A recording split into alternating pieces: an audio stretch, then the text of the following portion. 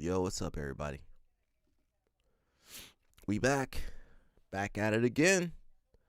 What up? What up? We're gonna finish. Well, we're not gonna finish. We're gonna watch episode 2 of Daisy Fresh. I think there's another season. Maybe we'll just continue this till next week. Oh shoot, we're gonna Daisy Fresh. CP says he wants to talk about globetrotters. I got no issues with globetrotters. CP the one that brought up globetrotters, so he gonna have to bring that whatever he's got with them. He gonna have to bring that up. What else is there? PSF, globetrotters, a little bit of Euros, maybe some John Thomas. See what John's up to. Daily news. That's about it. 3 hours. That's it. That's it. Who else streaming for 3 hours on YouTube about jiu-jitsu? Who else doing that? Who else can do that? I want to see these YouTubers stream about. I want to see all these YouTubers stream about jiu-jitsu for 3 hours. Can they do it? And I want them to put their face. I want all these YouTubers to put their face. All these YouTubers making content. I want them to put their face up on the live stream. They won't do it. They can't do it. Can't do it. What's up? Yeah, I've been messing around with that. It ain't nothing serious though. But I want all these YouTubers, all these influencers to put their face on these videos. That's what I want. Put your face on these videos. Prove you're not a AI. You guys know I'm not AI because I be eating. AI can't eat properly. The food be disappearing into their eyeball. Ow. The food be disappearing in the air when they eat. They take one bite, it disappear. And you know I'm real because I be munching. You guys be listening to the ASMR. But yeah, we're gonna talk about PSF. CP gonna have to bring up. He brought up something about them. He gonna have to come on the live stream and talk about that. We're gonna continue PSF Daisy Fresh documentary episode 2. We'll see the news, a little bit of what's going on at Euros. I think that's it. Yeah, they think I'm AI. What? Yeah, I mean, I guess so. I might be. Am I AI?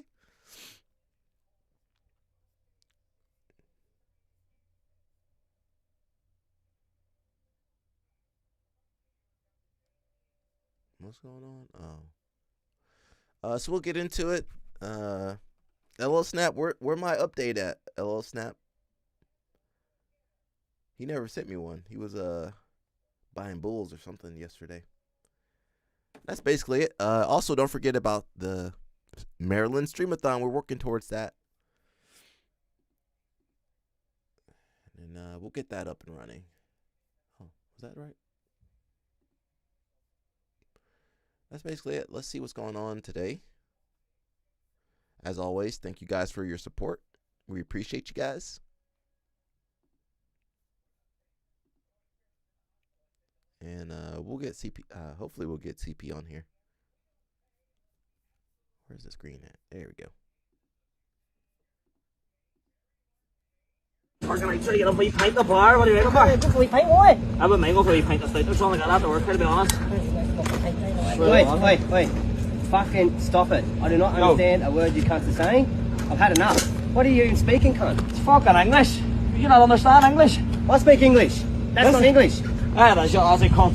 Fuck you, you Irish fucking prick. And boys have like food, you mate. I can't even finish organise. You got the Aussies and the Irish going at it. Now, I would say you both need to speak some English. We don't know what you guys are saying. What are you guys saying? We had some British dudes come through to Atlanta a couple years ago. Actually, definitely over a decade. Could not understand what these guys were saying. What the heck? You know, I guess they weren't from the city. They were from some little Providence. Couldn't understand what they were saying. They sounded worse than Patty the Batty. They sounded worse than Patty Pimblett. They were saying some. What are you say? What? I don't understand the words coming out of your mouth. And they saying they speak in English.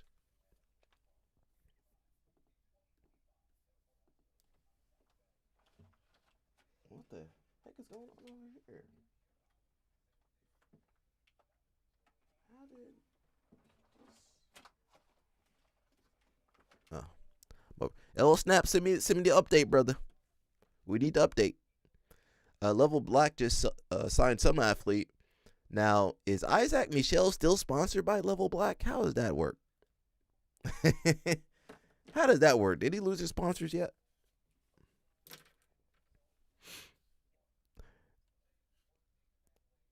Oh, day off. LO Snap slowing down, man. That's all good. Take it easy, brother.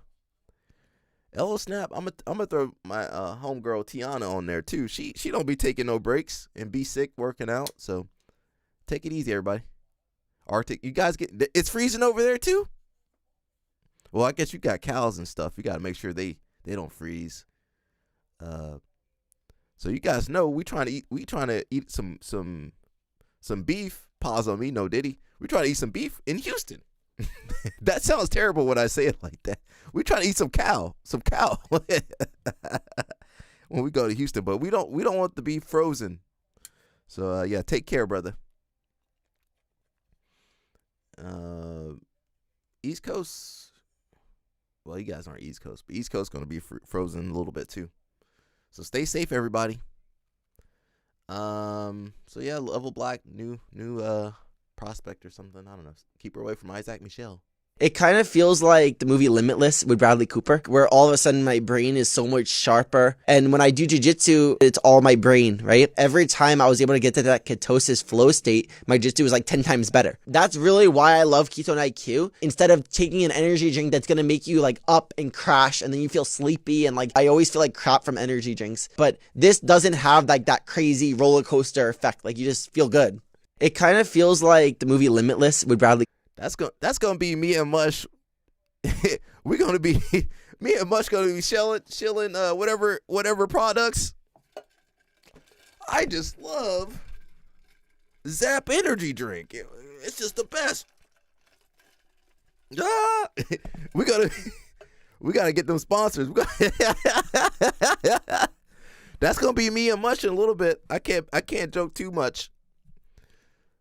Have you guys tried these new ketone apple? Genetically modified ketone apple? I don't even know what that is, but they pay me, I'll say something. He making money. I can't hate too much. You know, we gotta leave Mikey alone. It's 2026. We done upset Mikey too much this year. Last year. We gotta take it easy on him. But yeah, you know, I'll take this over gambling, whatever gambling app. Now, if they want to give me a couple $100,000, you guys might see me sponsoring the gambling app, corrupting the youth. But hopefully we don't get to that point. You never know. Much said. Let me stop. I don't want to put words in Mush's mouth. Need that CBD sponsorship. Hey, listen, if it sponsors the live stream. The Zins. They got the new one. I don't know if you guys seen the new one out there. I don't think it's got nicotine in it, but I don't know what's in there.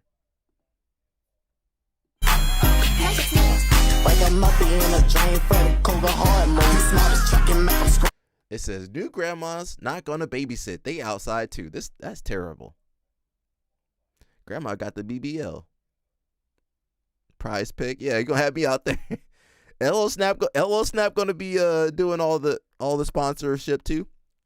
He gonna be looking like Rampage. Rampage don't know what he be supporting. Hey, that's gonna be me. Give me that money. He's the manager. Who's the manager? LO Snap's the manager. Who's the manager? Who the manager, bro? Snap the minute. Nah, Snap gonna be in there. Snap gonna be in the video too. It's tax season time. This is the Cuban advice right here. It's tax season time to go get those women with 6 kids to sponsor the stream. Uh-oh. Yeah, but man, I can't do that. You guys have to do that for me. Mush, go do it. You guys got to do that for me. Dancing like Diddy in the back. Who gonna be dancing like Diddy? But yeah, we got some new grandmas over here. The grandma and the daughter be out in the streets. Who be watching the baby then? Now, back in the day, they leave the kids. Remember Bebe's kids? When the kids were left alone, did she leave I don't remember if she left the kids alone or she left the kids with the guy that she was. What? I gotta rewatch Bebe Kids. But them kids were out there. Them kids were out there looking grimy. That's how it's gonna be again. Came with a small team, but everyone is very capable of getting the gold medal. So I'm excited to watch. We have people competing every belt level, and today we have all the purple belts. I'm pretty sure we're gonna get some gold medals. Yeah, I feel like Gi Jiu-Jitsu in a whole is like just evolving, and it's just more academies, like more people competing, and more events too, and. I think it's good for everybody. Like, I think it's important for all the teams. It's important for the athletes, and it's just like I feel like what I see the most is like a lot of stars from Europe like merging into the scene, which is really good. We inspire a lot of like the younger like blue belts, like purple belts to like eventually be in the spotlight as a black belt. So I think that's like the main thing. The event, it's bigger every year, which is amazing. But like what I see, and I think it will be the biggest change in the next couple of years, is like the people that have been consistently competing, getting to the black belt with a good level, like and becoming the star like for their country. I feel we have a very, very strong team. As always, we have in the female division, we have Maísa, we have Funegras, like. We have Larissa, who is the current world champion. We have Maka. For the male, we have. I don't want to forget anybody, but like I'm gonna just say the main stars that you guys are used to. We have Pato competing in the light feather, which is really good because then we have Cole in the featherweight. We have Mateo competing his first Grand Slam competition in the lightweight.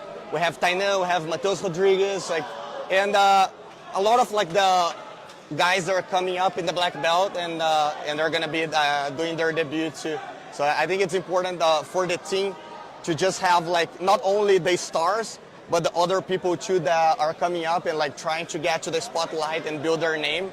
So it'll be very exciting. I think this competition is the first big competition of the year, and it's just a great opportunity for all the athletes to start showing their work.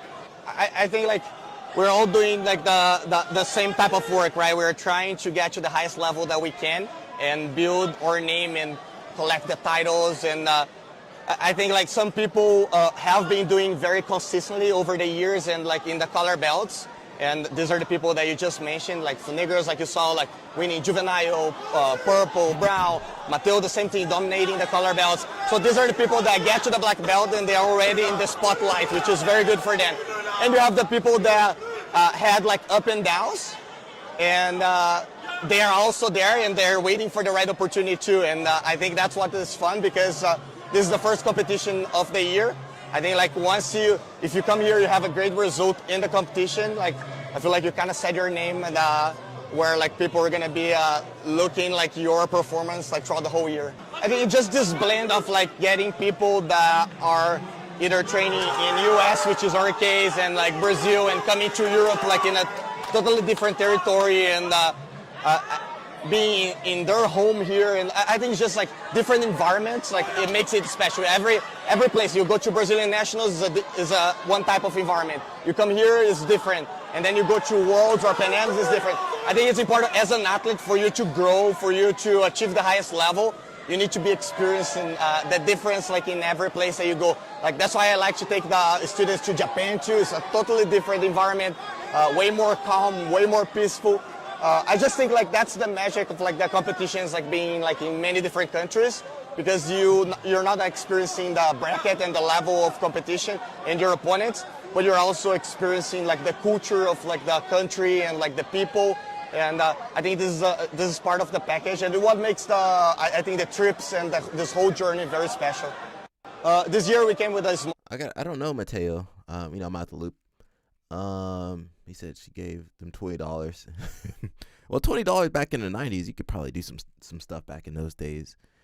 But them kids were looking grimy, and kids still living like that.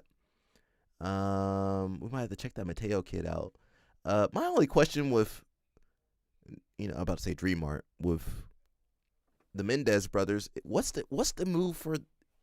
I mean, I just don't understand the move for having all these kids reach a high level. Like, it's great for the team, but what's the next move for these kids?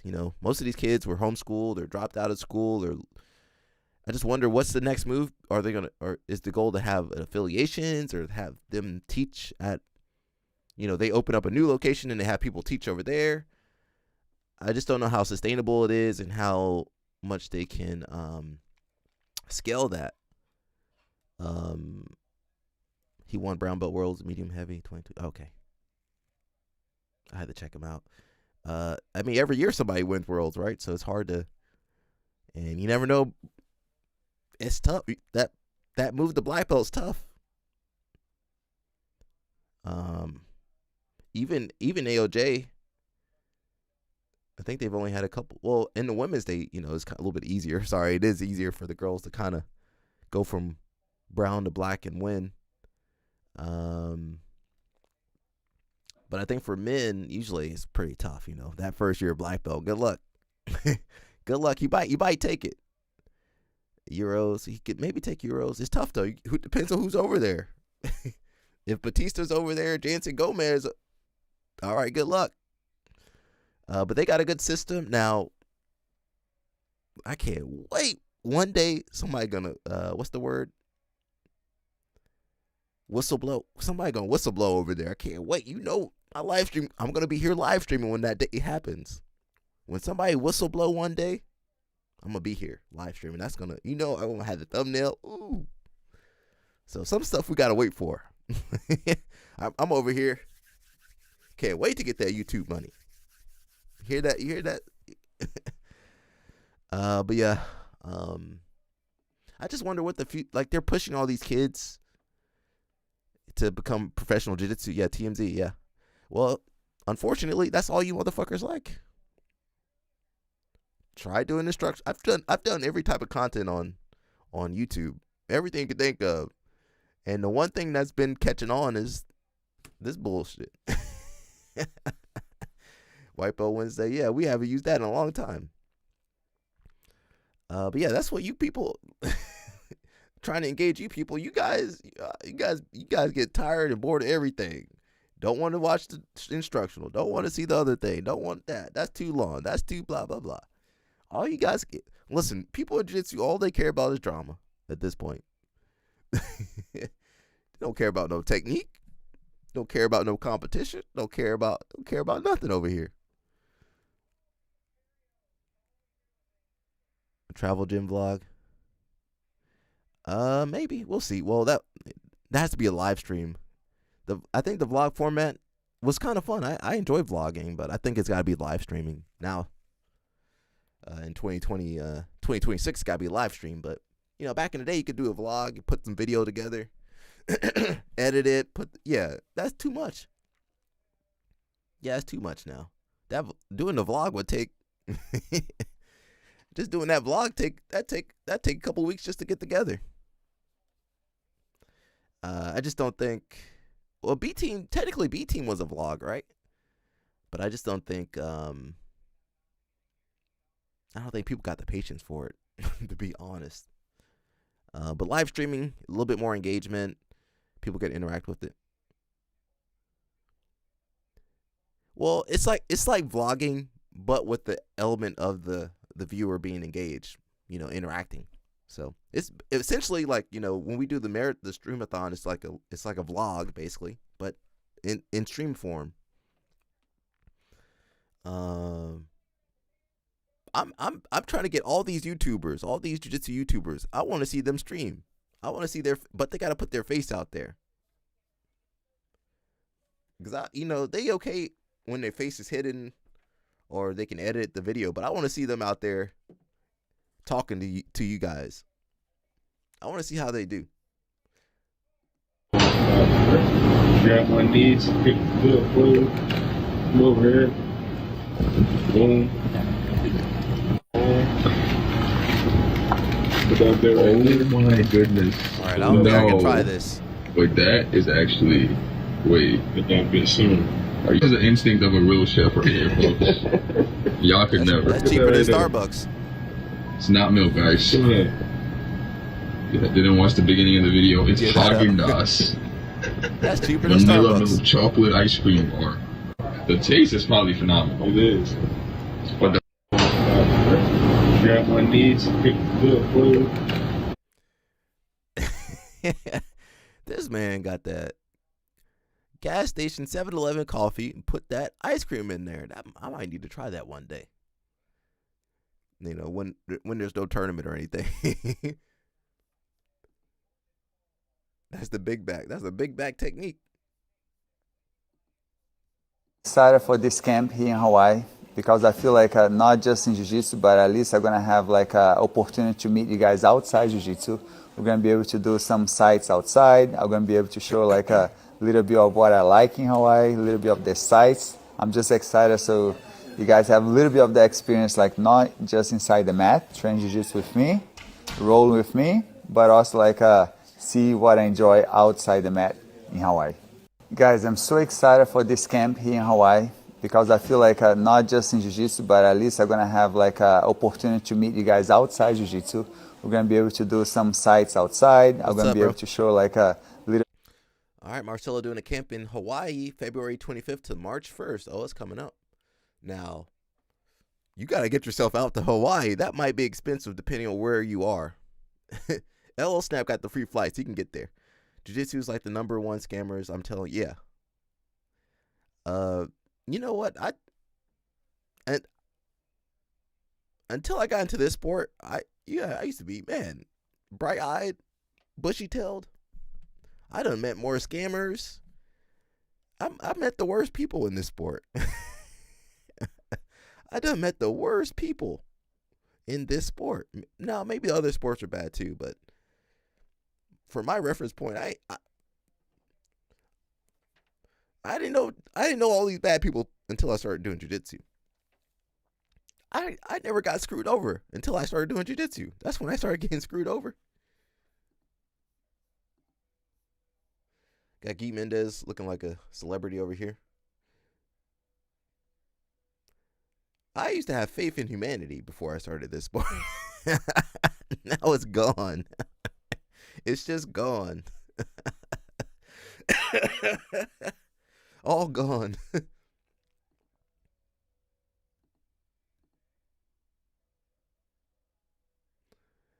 They got is she the film crew? What Pata got over there? They having a good time. Now, they got money, bro. They be flying these people to Euros, Japan. They be flying these people all over the place. He'll be here soon. And you guys wonder why these people be beating you. Cause they're flying all over the place. You can't afford to fly. Some of us can't even afford to go to Worlds. You know how much it costs for us from East Coast to go to Worlds? The flight got to be at least $400 to $600. Hotel, rental car, food, and you want to get there a couple days before, and hopefully you can stay a couple days afterwards. Go ahead and get $2,000 ready. $1,000 to $2,000 right there in a couple days, gone. And now you got to fight all these juiced up. Where Blay at? Where's Danny Choppa at? Where's the Goon Squad at? Now Mush used to have the BJJ Goons. He might have to change the name. He says, yeah, I've seen it live. Alec is almost as aggressive as me. Yeah, I used to be nice until I started live streaming. Scammer sport, yep. IBJF should pop up a scam likely. Yo. And you know what? The only time IBJJF ever message you is for money. They never ask how you doing. The only thing you're guaranteed to get, you're not guaranteed to get anything from IBJJF. They don't give you nothing for your membership. They should give you a free t-shirt and free rash guard. They should give you a free rash guard and free gift or free gi every year. For the membership amount of money you give them, they don't give you anything back. You get nothing. ADCC got predator. IBJJ, all these tournaments got predators. And Mo continues to speak about stuff he not even in charge no more, apparently. But yeah, IBJJF need to give you, even if you can't even get the free t-shirt, you got to register for the tournament to get the free t-shirt. They don't give you anything. Where's that money going towards? Says I never would have been able to compete at Pans if they never brought it back to Florida. Yeah. And Florida is a little bit more, a little bit more affordable for the East Coast crowd. Yeah. Well, these tournaments. Oop.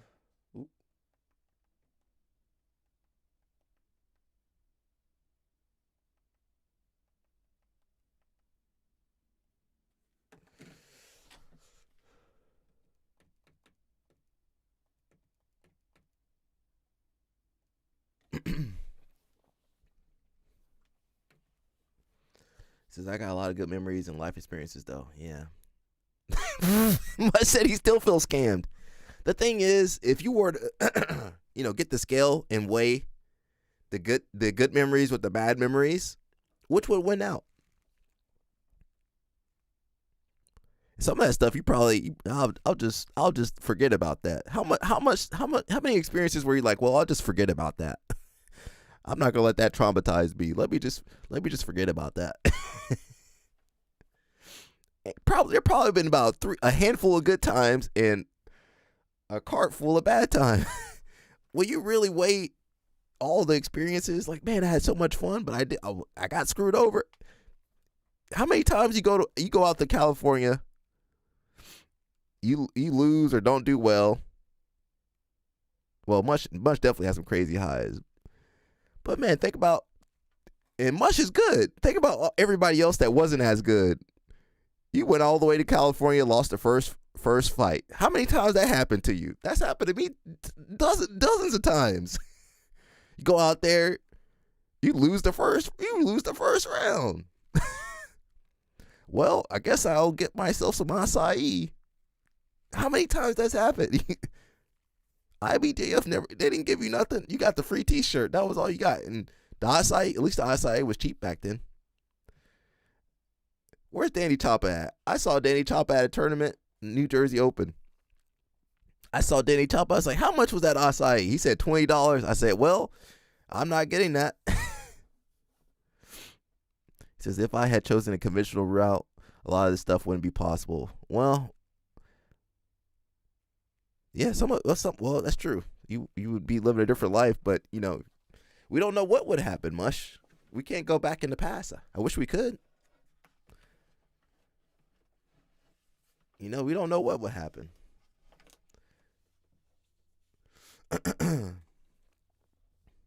I'm happy for the life I've had, but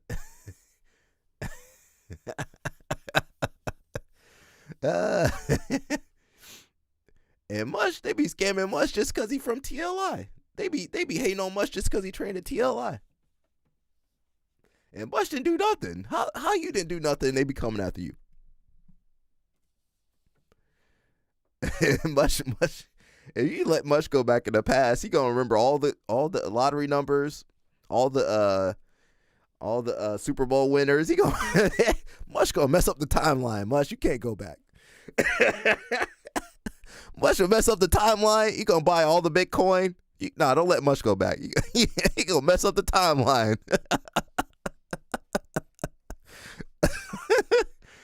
You can't let Mush go back, and don't let LO Snap go back. LO Snap.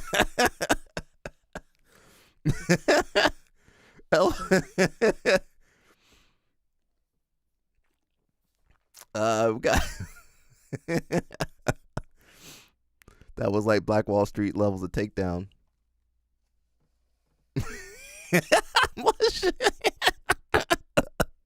Mush, I can see Mush messing up the whole timeline. somehow Mush is president. What? Wait, what happened? How did he become president? The youngest ever president. How did that happen? And billionaire. Elo Snap gonna take out the Gracies. You know what? Elo Snap is a Terminator though. That's Elo Snap. If you let Elo Snap go back to the past, Elo Snap is Terminator. He taking out all the Gracies. He taking out the Gracies.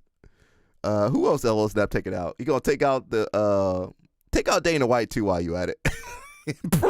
Much.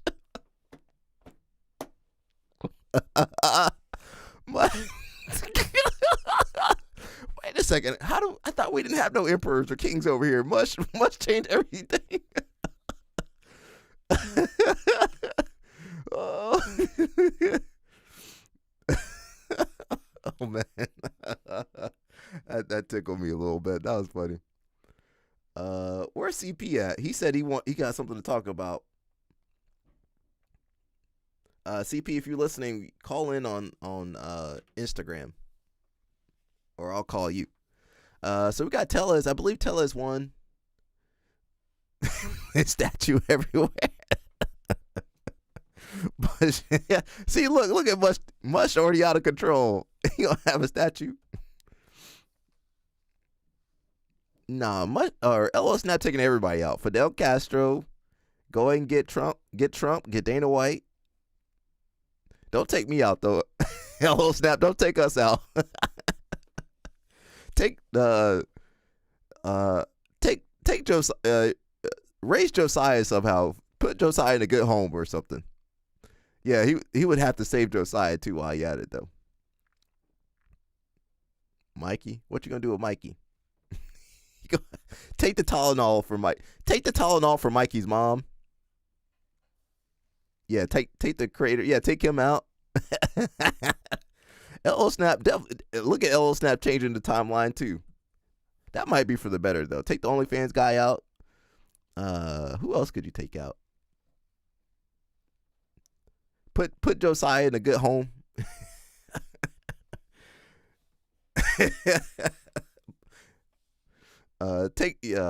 Yeah, I don't know. There's so much we could probably do if we could go back. We got the Ninja versus the Turtle. Ninja Turtle. You guys can put that together. Come on, Ninja Turtle.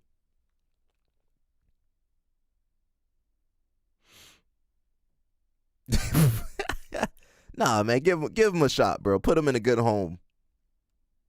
Take him out of the abusive situation. Put him in a good place. Maybe he could turn out better. We got homegirl from Hawaii. One championship be setting people up. They set this girl up. Now I might need to go to Hawaii for the Maui Wowie. I want to go experience that Maui Wowie over there. Have me wearing the flower necklace. I'll put that flower necklace on.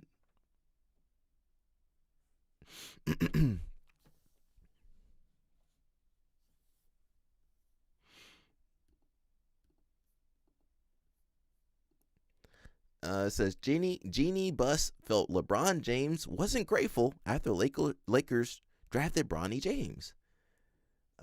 This don't seem right. I like professional sports, but it give me some weird vibes a lot of times. You take out Gordon? Okay, yeah, take Gordon out. Sorry, Gordon.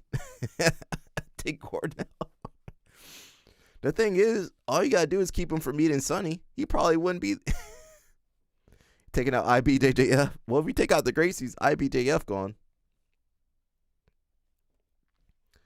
I don't know if I want to read this. Los Angeles Lakers' decision to draft Bronny James in 2024, fulfilling a high-profile father-son pairing, underscored internal tensions between star forward LeBron James and team leadership, Sources familiar with the matter told ESPN.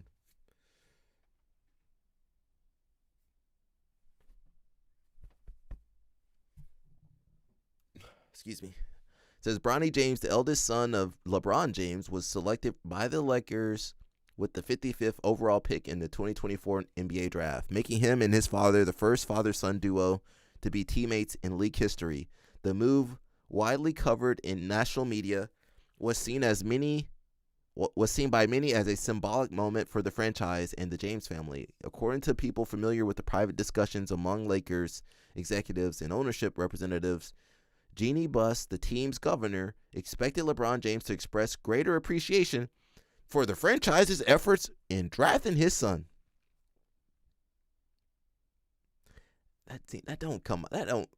He wasn't more appreciative. He should have been more appreciative. Doesn't that seem messed up? Snap says he's starting ice in 1990. Don't do that, man. We gotta.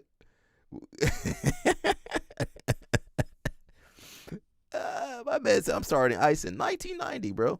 Yeah, but how many people you would have kept out? You would have kept out all the European people. You would have kept out all the Somalis. Would have kept out. Actually, well, I plead the fifth on that one. Where Belaya at? What about my Cubans? Cubans, you gonna let the Cubans in? See, if you let the Cubans in, you gotta let everybody else in.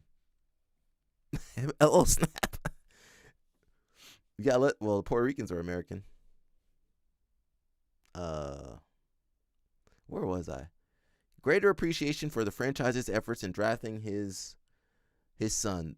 Those sources cited in the ESPN report said Buss privately expressed frustration that she felt James had not shown sufficient gratitude following the selection. Sufficient gratitude. Man, get out of here. Bro, people crazy, bro.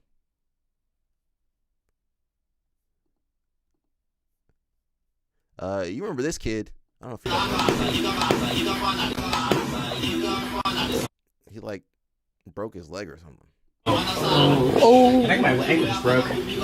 Oh, you fucking with me, dude. I think so. I didn't separate, but it just like that was pretty loud crunch. Yeah, I think it's fine.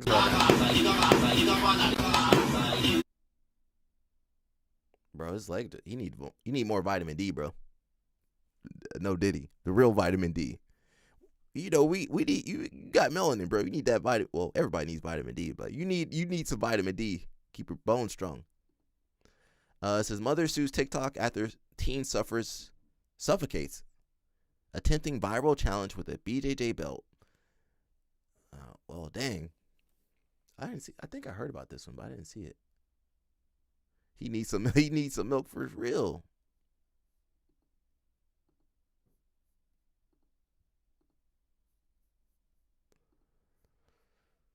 I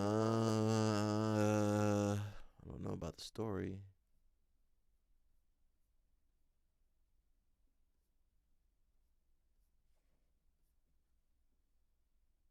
Oh, that's pretty sad if that's true.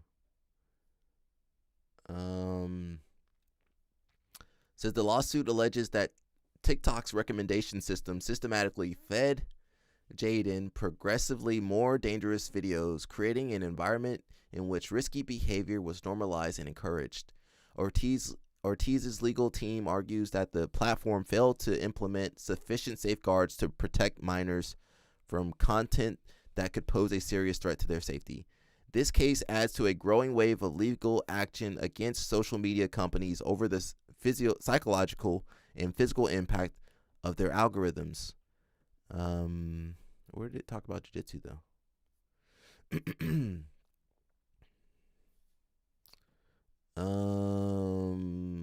She's seeking legal accountability following the death of her son, Jaden, who was found with a jiu-jitsu belt at the time of the incident. Where did he get the jiu-jitsu belt? Was it jiu-jitsu? No, that was karate belt. JR? Which JR? Joe Rogan? Or the other JR?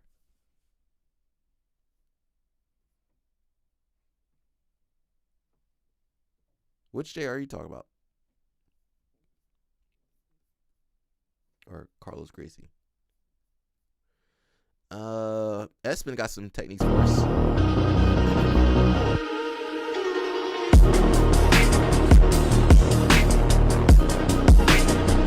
That inside matrix gets me every time. That inside matrix, I still can't figure out that inside matrix. The lace, okay. Let me slow that one down. Okay, Berimbolo is good. Inside matrix gets me every time. Oh, the milk crate challenge.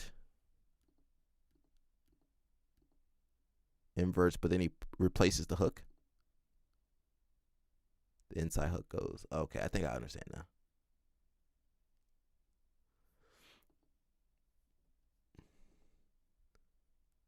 This is for my homies that like cars.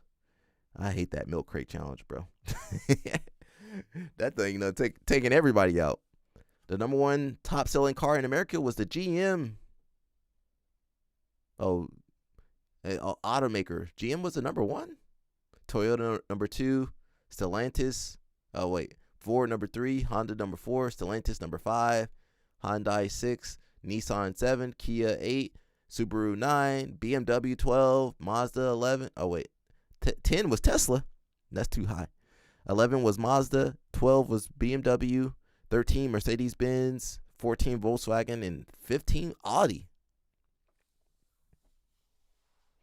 All that opportunity, all that money for the opportunity to pay $100 a week in gas. Some of these trucks.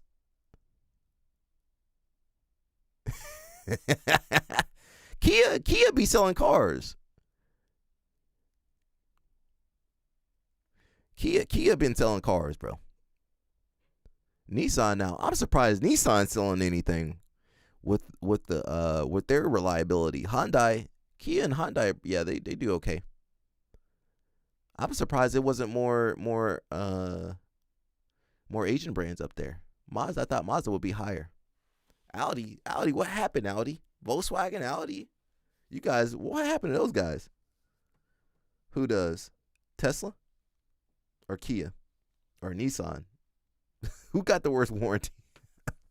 I feel like Nissan would. Now, Stellantis, Stellantis going to break down on you. Kia is popular, but in Milwaukee, Hyundai and Kias get stolen. Oh, wow. Oh, they're easy to break into? Well, they're designed in countries where people don't steal vehicles. That's why. People ain't stealing cars in Korea like that. Subaru could be a little bit higher. Mazda should be higher. Mercedes-Benz and BMW, they're more of a luxury brand. Volkswagen and Audi, that's pretty bad. What's going on with the Germans? The Germans at the bottom. Stellantis should be lower. Subaru should be higher. Ford, about right. Toyota, I thought Toyota would be number 1. Kia. Oh, they got terrible warranty. No, I didn't know that. You guys know I like Toyota, and a lot of the homies like Honda. We got Mr. Lucas Lepre. I train with Lucas a lot. Oh, they put that one with Munch. Yeah, Lucas, you can't play X-Guard with Lucas. So I have to focus on keeping my chest straight. So I'm going to bend over and put my hand on the floor. Now I clear this foot off. I don't want to drop my shin across his ribs here. This makes it hard for him to get the foot back in and keeps his hip pinned to the floor. From here I can use a cross collar, the elbow, or an underhook. I post and I can slide through and get the finish. Knee cut. Oh, you gotta get that foot. Lots of great. You like Chevy and Tesla? Well, of course you like Tesla. Tesla's okay. We got a couple homies with Teslas at the gym. You like Chevy? Gringos would go to Rio de Janeiro to try to date or marry a Brasileira, which is like looking for a future wife in Las Vegas. Instead, go to Guyana. It's very religious, conservative, has strong family values with one of the highest marriage rates in all of Brazil. It's also known by Brazilians as one of the cities with the hottest women, primarily white or mixed. Manaus has similar values but with an indigenous look. Belém for a mixed Brasileira, a Pardo. Porto Alegre if you want a white Brasileira from these areas in Europe. And Curitiba if you want a conservative conservative white Brasileira from this area in Europe. Outside of Brazil, in Argentina, I would go to San Miguel de Tucumán for a mixed Argentina, Mendoza for conservative white Argentina. Guys, go to Buenos Aires, but you'll have just as much luck finding a conservative girl in Buenos Aires as you will in New York City. Bogota is the only city I'd recommend in Colombia. Medellin, Cartagena, and Cali are party cities, and most other small towns are hard to break into as a gringo. The same is true of most small towns in Peru, although they are pretty conservative. I would stick to Lima for mixed women, and Arequipa for white women. They are more liberal though. You should avoid Cusco for reasons that are so obvious that if you don't know them, you probably shouldn't even travel. I haven't been to Bolivia, but if I was starting out as a passport bro right now, I would go to La Paz or Santa Cruz. Not a lot of guys are going there, and they're very religious and conservative too. Lots of gringos would go. Homie said, did the passport. Homie said, listen. So homie said he should actually try to go to Brazil one day because he don't look like he ever been to Brazil. He looked like he just went on Reddit and read all this stuff. Homie, you need to go to Brazil and go to these places. The passport dork, yeah, Pardo.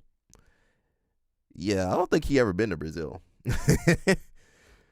I've never been to Brazil. I'm supposed to go to Brazil. I've been pushing that off. We might need to get Mush. We're gonna bring Mush with us. Mush been to Brazil. Mush the OG passport, bro. I'm sorry, Mush. I'm sorry. I'm sorry. Sorry, we attack him. I'm not trying to attack you, Mush. I was trying to make a joke, but might have come out too harsh. But yeah, this guy need to go to Brazil, and maybe he'll find a girl for himself out there. I don't know. He might. He might find somebody desperate out there. Yeah, he need to go to the gym first. Yeah. Well, it depends on how much cash you got. Now, if you ain't got no cash, you better go to the gym. We got my man Isaac Doderline. Are these all his kids? Isaac, you got 4 kids? Are these all his? These all might be his kids. He might be Catholic or something. I think these might be all his kids.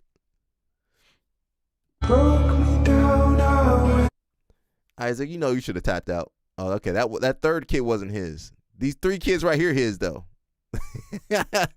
My man multitasking. Look at him. He a real dad right here. He need to retire possibly. Well, Isaac, you know you needed to tap out. Isaac, but how did getting your arm broken? How did that help you? I can't say too much, you know. The Marines invested his entire life savings into buying a PGF team. And this is what makes his purpose in the PGF. No, he put all his life savings? That money gone. That money gone. Don't put all your money in jiu-jitsu. That's rule number 1. Man. I gotta get that soundboard. Need the slap sound. But man, listen, don't put all your money into jiu-jitsu. Don't do that. Jiu-jitsu's a hobby. LO Snap said it ain't no real sport. And you know what? He might be right. Don't put all your money into this sport. Man, to PGF? PGF ain't been around. How long PGF been around? They already took all of Zoltan Bathory's money. Man, what we say about scammers? So special. 20 years a Marine.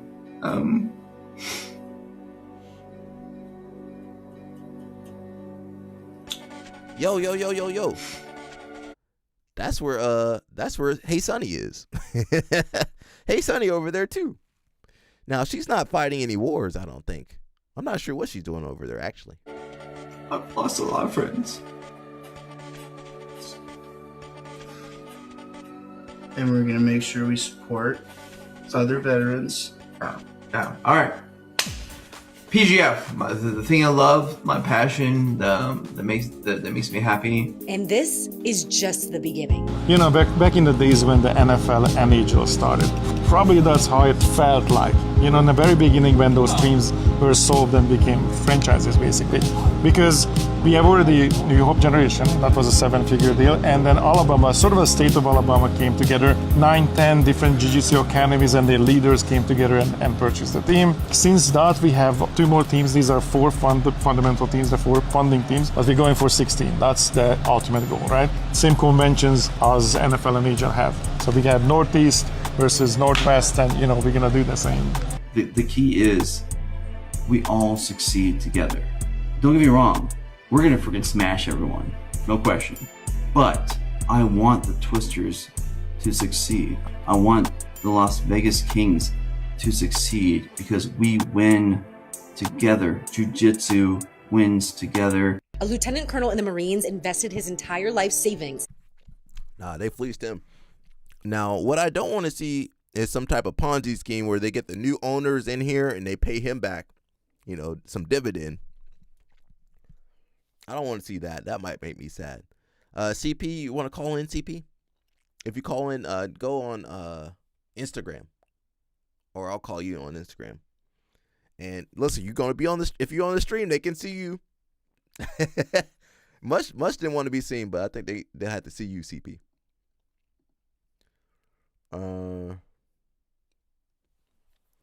Didn't someone once say BJJ is a MLM?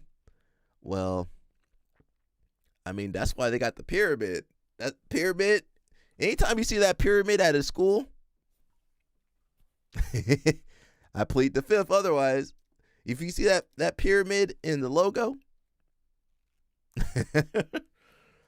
just realize you're going to be on the bottom of that pyramid. You ain't going to be at the top of that pyramid.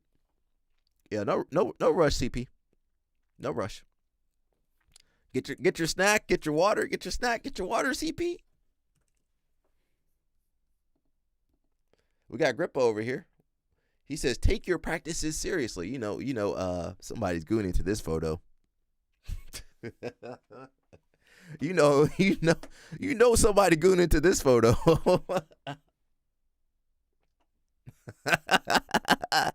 Somebody gooning. Where the parrot at? Put the parrot. Everybody put the parrot in the chat room for me. I don't know if I got the parrot on this one. Oh, I do. Put the parrot in the chat room. Bro, we crazy over here, bro.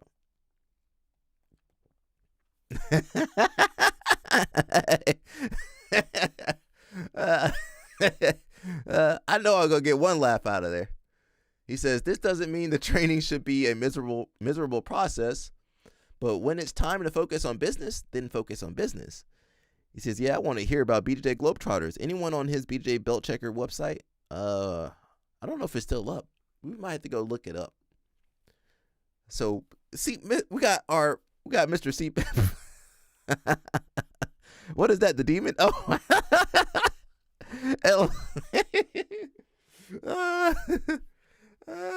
the demon. Grippo's demon. Some people fighting demons, real demons out here. Some people really. CP, you can't plead the fifth because you gotta talk. I like the live stream. If people got an opinion, they can come on here and put it out there. Grippo says, show up and put your full energy and focus into. Grippo, stop posting these pictures for the demon. The demon is screenshotting all these pictures. His spiritual guide. Oh, damn. I was wondering who his spiritual guide. Now, I don't think his spiritual guide exists in the physical realm, but in the spiritual realm, you might be correct. He says, show up and put your energy and focus into skill building and performing at your highest level. Grippo, wouldn't you add wrestling if you... No, let me stop. Says, do this so that on the days that require the very best out of you, it feels like just another day. So homeboy is gooning off to all those pictures right now. Okay. No, when I retire, coach, not now. I don't wanna. I'm good. No, it's good. I don't wanna even see the bike. Like I don't wanna buy a bike. You don't wanna see my. Okay. No, when I retire, coach, not now.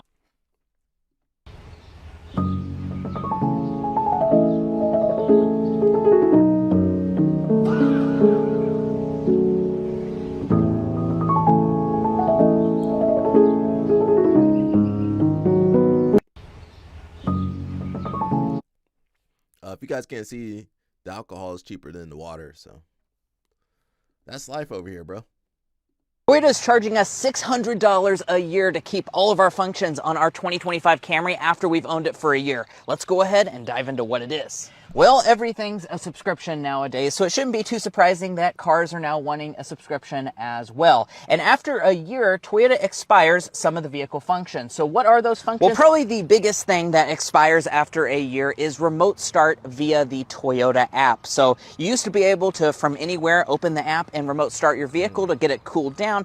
That's no longer a thing after a year. You also lose the digital key functionality, so you have to take your keys everywhere with you. You can no longer use your watch or your phone. Another big thing that expired is our navigation. Despite us buying the high-end XSE trim level with the big screen, when we tab to the navigation menu, guess what? It's now expired, and if I hit get started, all it wants to do is sell me the subscription. So how much is the subscription?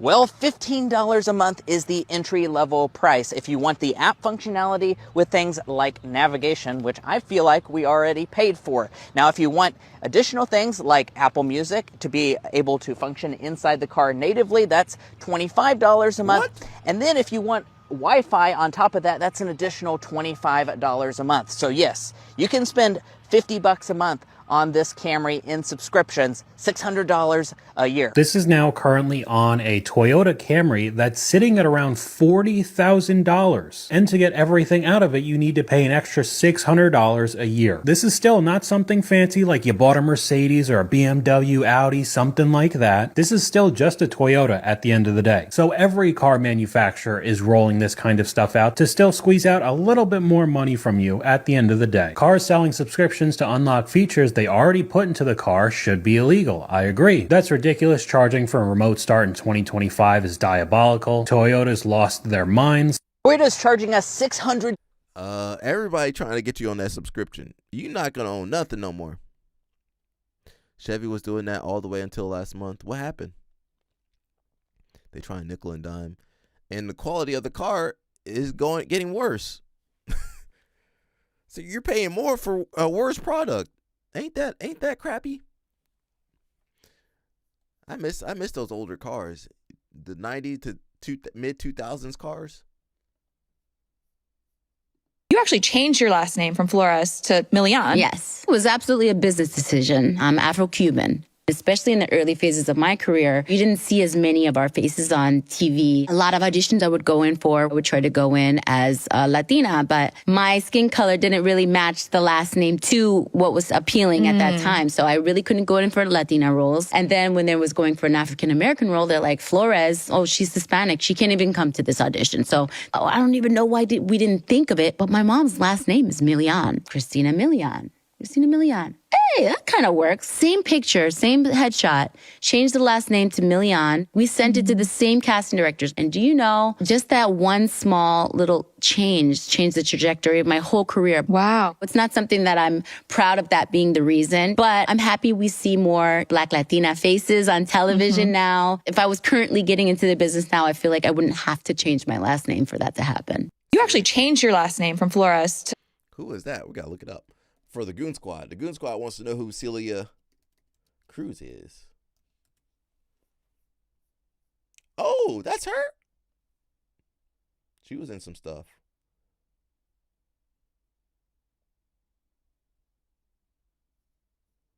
My man brought out, Dance Hard and I brought out the old guns. She looks really familiar. Did she act too? I feel like she acted. All right, that's who she is. Okay. That's why everybody's depressed now. Like, I remember middle-class brands used to be cool. That's why everybody's depressed now. Like, I remember all the girls in my class had Coach bags. You could pick up a purse at an outlet for 70% off. You pair that with a Fat Farm jacket? Pfft, baddest bitch in 7th grade. And celebrities wore these brands too. It wasn't just regular people. Rappers rapped about attainable things, like driving a Lexus. They'd wear basketball jerseys with Reeboks. We as fans could go to the mall and be like them. Yes, I'll take a G-Unit sneaker, please, and a throwback Lakers jersey and a 12XL. Now everything is led by influencers influencer culture, so it's gotta be Gucci or Balenciaga. People are embarrassed of attainable brands now. It's gotta be the highest of the high. Rappers went from Yukons to Bugatti. And the things that were labeled middle class are now labeled as like dorky or low status. I mean, look what happened to our precious chain restaurants. We would have our birthdays here, nights out with friends. You'd get excited to go. Honey, break out the good shoes. We're going to Applebee's. Have you been to Applebee's lately? Now they're like a step above a drive-thru. They took all the fun stuff off the wall and their booths look like they let a tiger claw at them. Middle class brands used. Wait, let me look that up. That's her?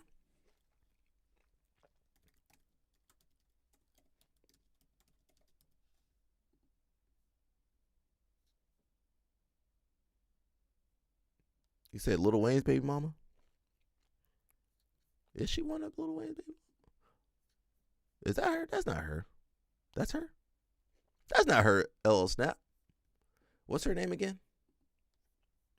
Christian Milian. Oh, maybe she is.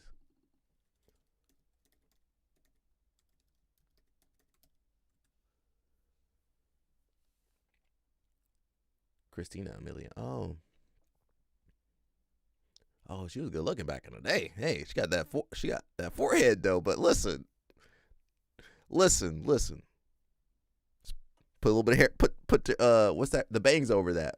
She was cute. Uh-oh. Christina. Okay. She was cute. All right. She's not with Lil Wayne. Maybe now she might have been. Wait, is that her baby? Who is that? That's not her pappy. Wait a second. Who was she with?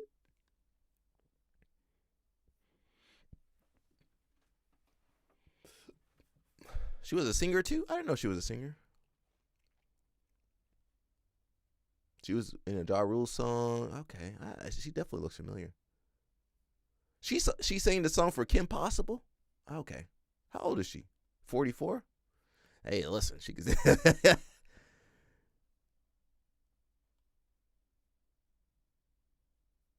She from Jersey City, Jersey.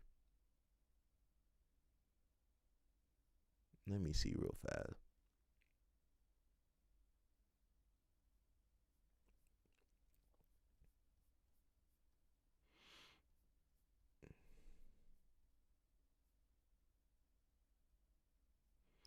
She met Nick Cannon on the.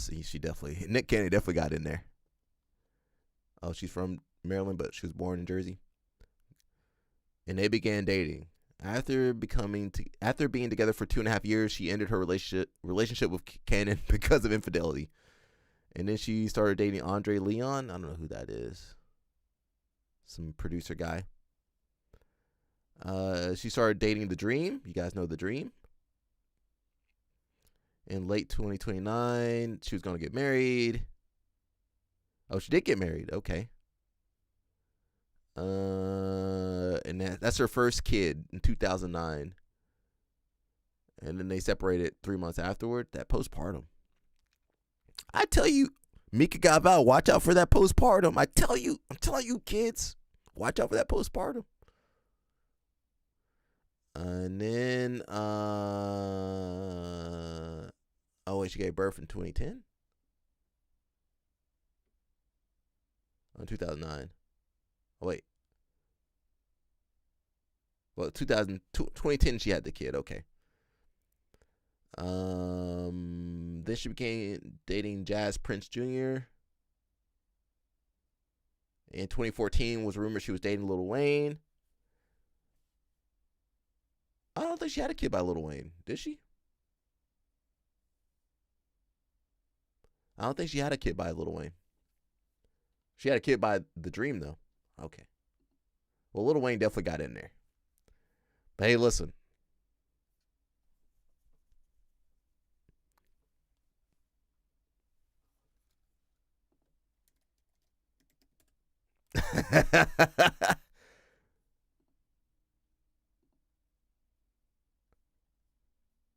Bro, she was fine. She was fine back in those days.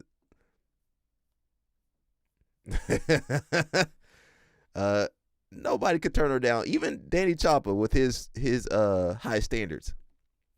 Guys, if you were training today and you felt you were losing a lot, I'll just let you in on a secret. I was watching the whole class. Everybody was losing. Okay, we have to normalize failure in this room. Guys, the foundation for all the success we have is a mountain of failure. Okay, if you're not losing, you're not learning. Great job, guys. Guys, if you were training today. What's up, guys? We just arrived.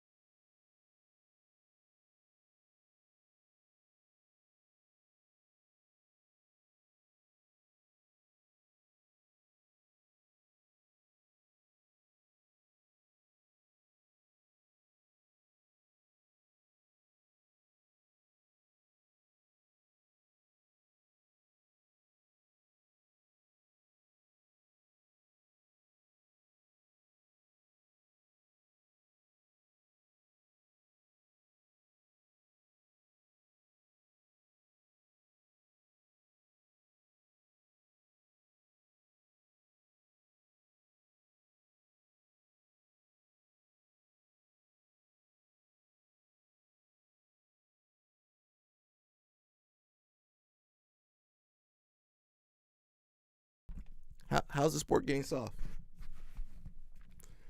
If anything, thank God Cobrinha chilled out. When I used to train with Cobrinha. It was rough back in those days, bro. I got some stories now. I plead the fifth again.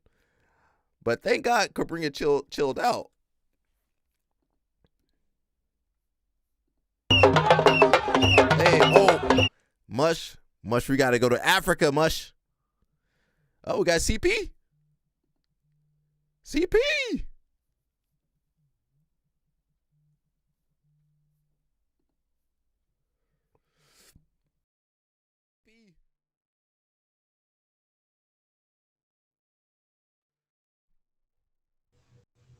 Mr. Christian Pierce. Yo, can you hear me? Wait a second, can you hear us? Wait a second. Oh my, I always mess the audio up. CP? I can't hear you now. Oh, now I can. Oh, wrong microphone.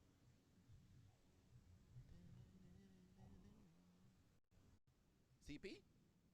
Yo, I'm here. What's up? They can hear you, bro. Oh, snap. You're on the screen. I don't know if you got a TV or something. Yeah. All right, guys, there's CP. There's a bit of delay, but.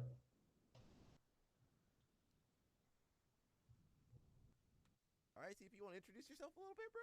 They only know you from the live stream, from the chat. I mean, I feel like I'm that guy from Switzerland everybody knows. I just do some jujitsu and I need to finish my PhD. What else? That's good. I mean, while I do have to say, while everybody's favorite ecological training professors are getting free t-shirts at the Euros, it's WEF week here, so getting ready to tomorrow. Can you hear me too, bro? You still good? Yeah, I can hear you. Chat, can you guys hear me? Can you explain what the World Economic Forum is? That WEF? Did I say it right? Yeah. WEF, World Economic Forum, started back in the early 80s. I mean, it was basically a little meetup in Davos, which has now become this huge ordeal with, I think Larry Fink is now the co-CEO who was formerly at BlackRock. So, annually, everybody comes to this little Swiss town. It's great skiing, though. I skied there once. It's cool. But, you have a lot of world leaders there. The president spoke there today. A lot of good networking, people spending billions to fly in on private jets to talk about how to save billions and, you know, fix the world and get rid of climate change. Can you see some of the comments? I don't know if you have a screen with you. Yeah, I can see it. Okay, you can respond to people, so I don't have to respond. Yo, well, I mean, first question from LL Snake: where are the Swiss women at? Davos, bro. It's WEF week. I plead the fifth on some details I know, but you know, it's like things are booked out like months in advance. So CP said he wanted to talk about globetrotters. What you want to say, CP? No, wait. I want to clarify things. I brought up globetrotters, but you're the one who wants to talk about it because we were talking about it yesterday in the chat. And what I want to also do is set expectations because I have not done anything or interacted really with globetrotters in like 5 years. But, you know, that came from really the inception of like Connection Rio and all that. And it was like, you know, Christian, Dennis Ash, and High Will back in the day. And, you know, they did a lot in setting the foundation for a lot of gringos to go to Brazil. And then they all kind of faded away like the end of Sandlot. And now I still want the Red Belts documentary. But CP. I talked to some of those Red Belts down there. I interviewed them for my PhD research. But anyways, so I can't really talk on globetrotters depending on what you want to ask. I can give my opinion though, having seen it grow and then, you know, getting involved with it a bit and then not really ever going to a camp, but also, you know, seeing that transition with the IBJJF eliminating globetrotters as an official team, which I think it's like the book, The Innovator's Dilemma, that actually, in the long run, I think did more to harm the IBJJF than it did good. Because I remember I signed up for him. You know, I was between teams, which is kind of why people would join Globetrotters. And you know, Wait, you said why people would join or white people would join Globetrotters? Okay, okay, thanks. Calm down, CP about to jump on me. No. I'm not gonna get on you like you did on Craig. Yeah. By the way, this is some great coconut water they have here in Switzerland. It's like 3 francs, Coco Max. That costs about $20 right there, everybody. No, it's 3 francs. That's why I get it. So I understand why people will join. I think I was between teams, and you know, if you want to do any IBJJF tournament, you have to be under a team. So I think I do have something. I remember when they, you know, IBJF hit them with the hammer. Do you remember that time period too well? Or? I think that was like right before COVID, because that was really when they were taking off. And you know, I think they've done a lot of great in getting people into jiu-jitsu. And that would have been really interesting to see that develop as a Globetrotters affiliation that would have been able to compete at IBJJF. But now, you know, it's kind of like a Gracie University where you got white and blue belts that split away from schools and go open their own gyms and then rely on Globetrotters just to get promoted. I mean, it's not much different than the current affiliation. Like you pay some of these guys money, they'll let you do the same exact thing. I do recall they started that belt checker. It was belt checker. Globetrotters was around before. They were giving people affiliate. You know, you could sign up with them for a long time. Then they did belt checker, and then that seemed to be some issues. Why do you think that might have been, CP? I mean, you're trying to do like a democratization of jiu-jitsu.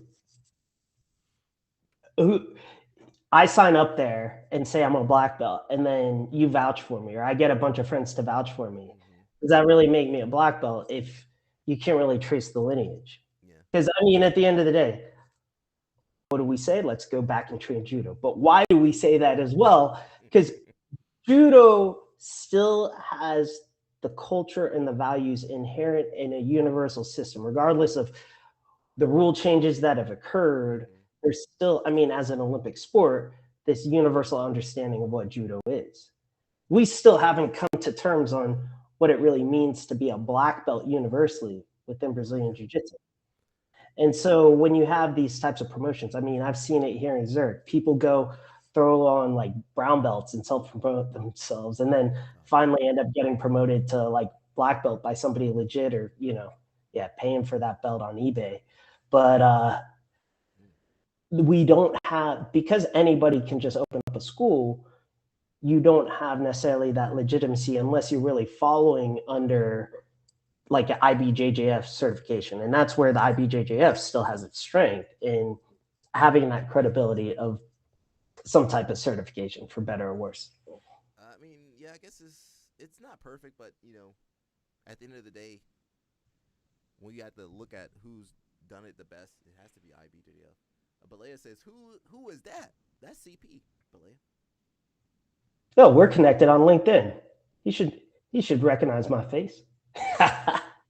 Nah, I'm we gotta get Balea on here one day. Not right now though. He said, "Oh yeah."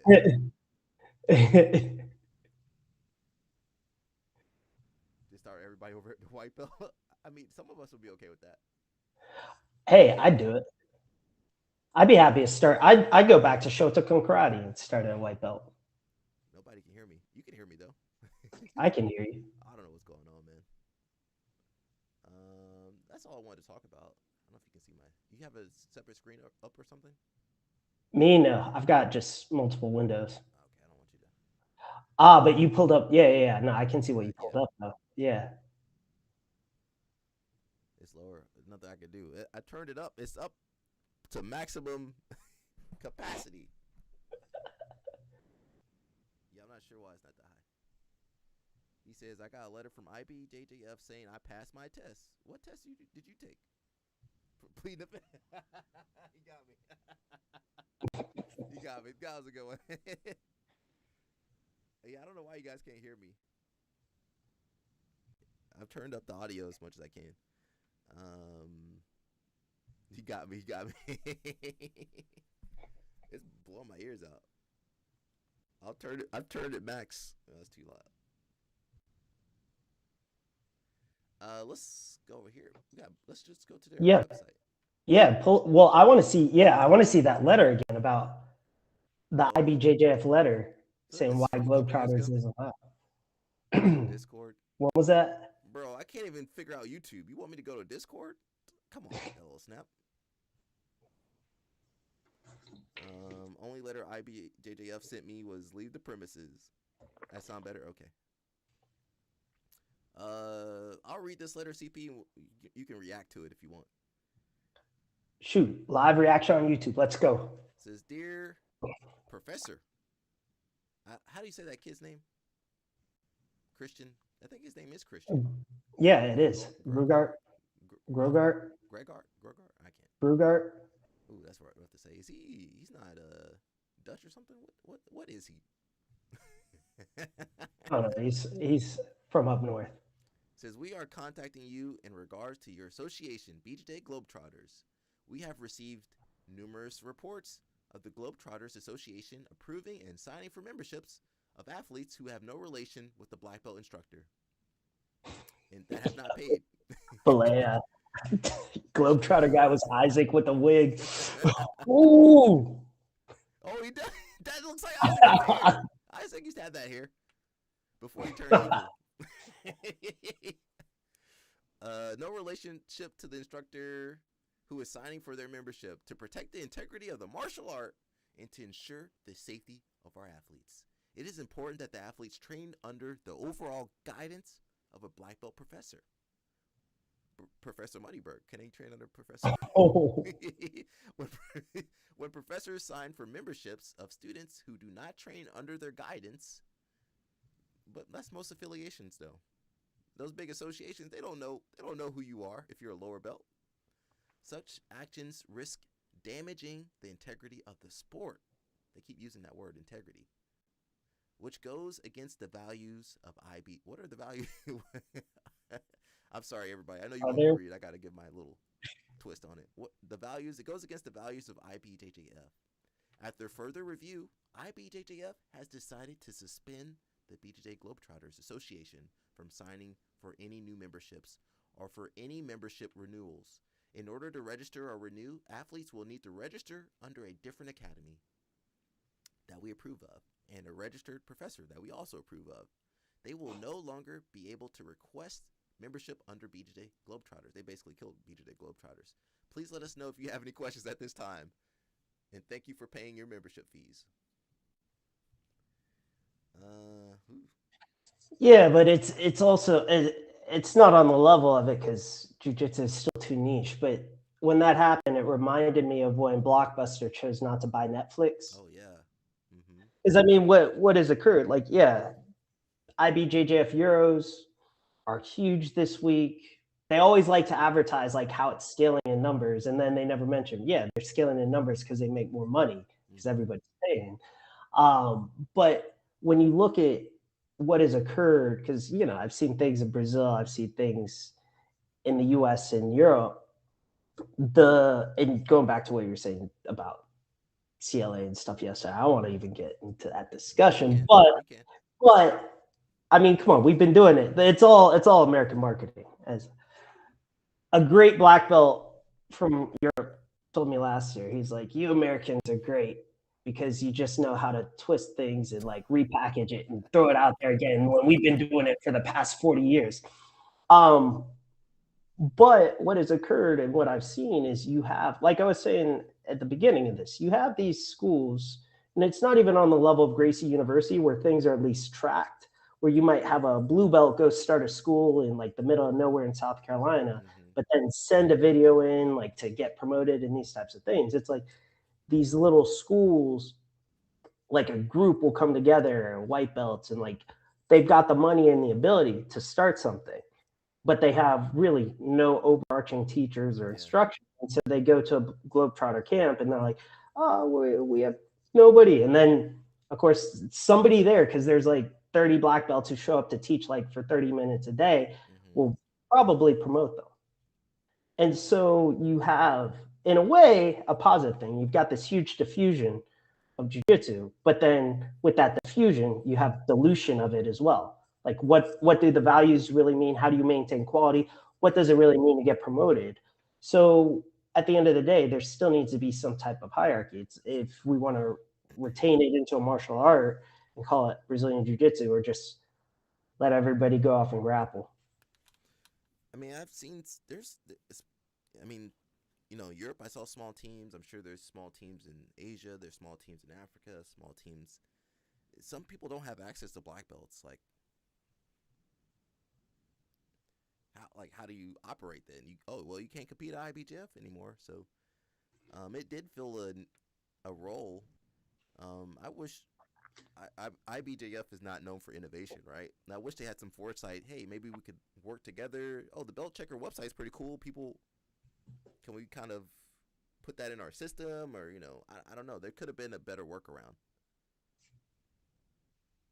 Oh, of course. Well, that goes back to what I said about the innovator's dilemma and what you just said using the word innovation. Of course, there could have been a way, and probably Belt Checker could have fed into a system that allowed for more accountability, that when these people competed under IBJJF, it was more legitimate rather than just saying, no, they're completely removed and they can't.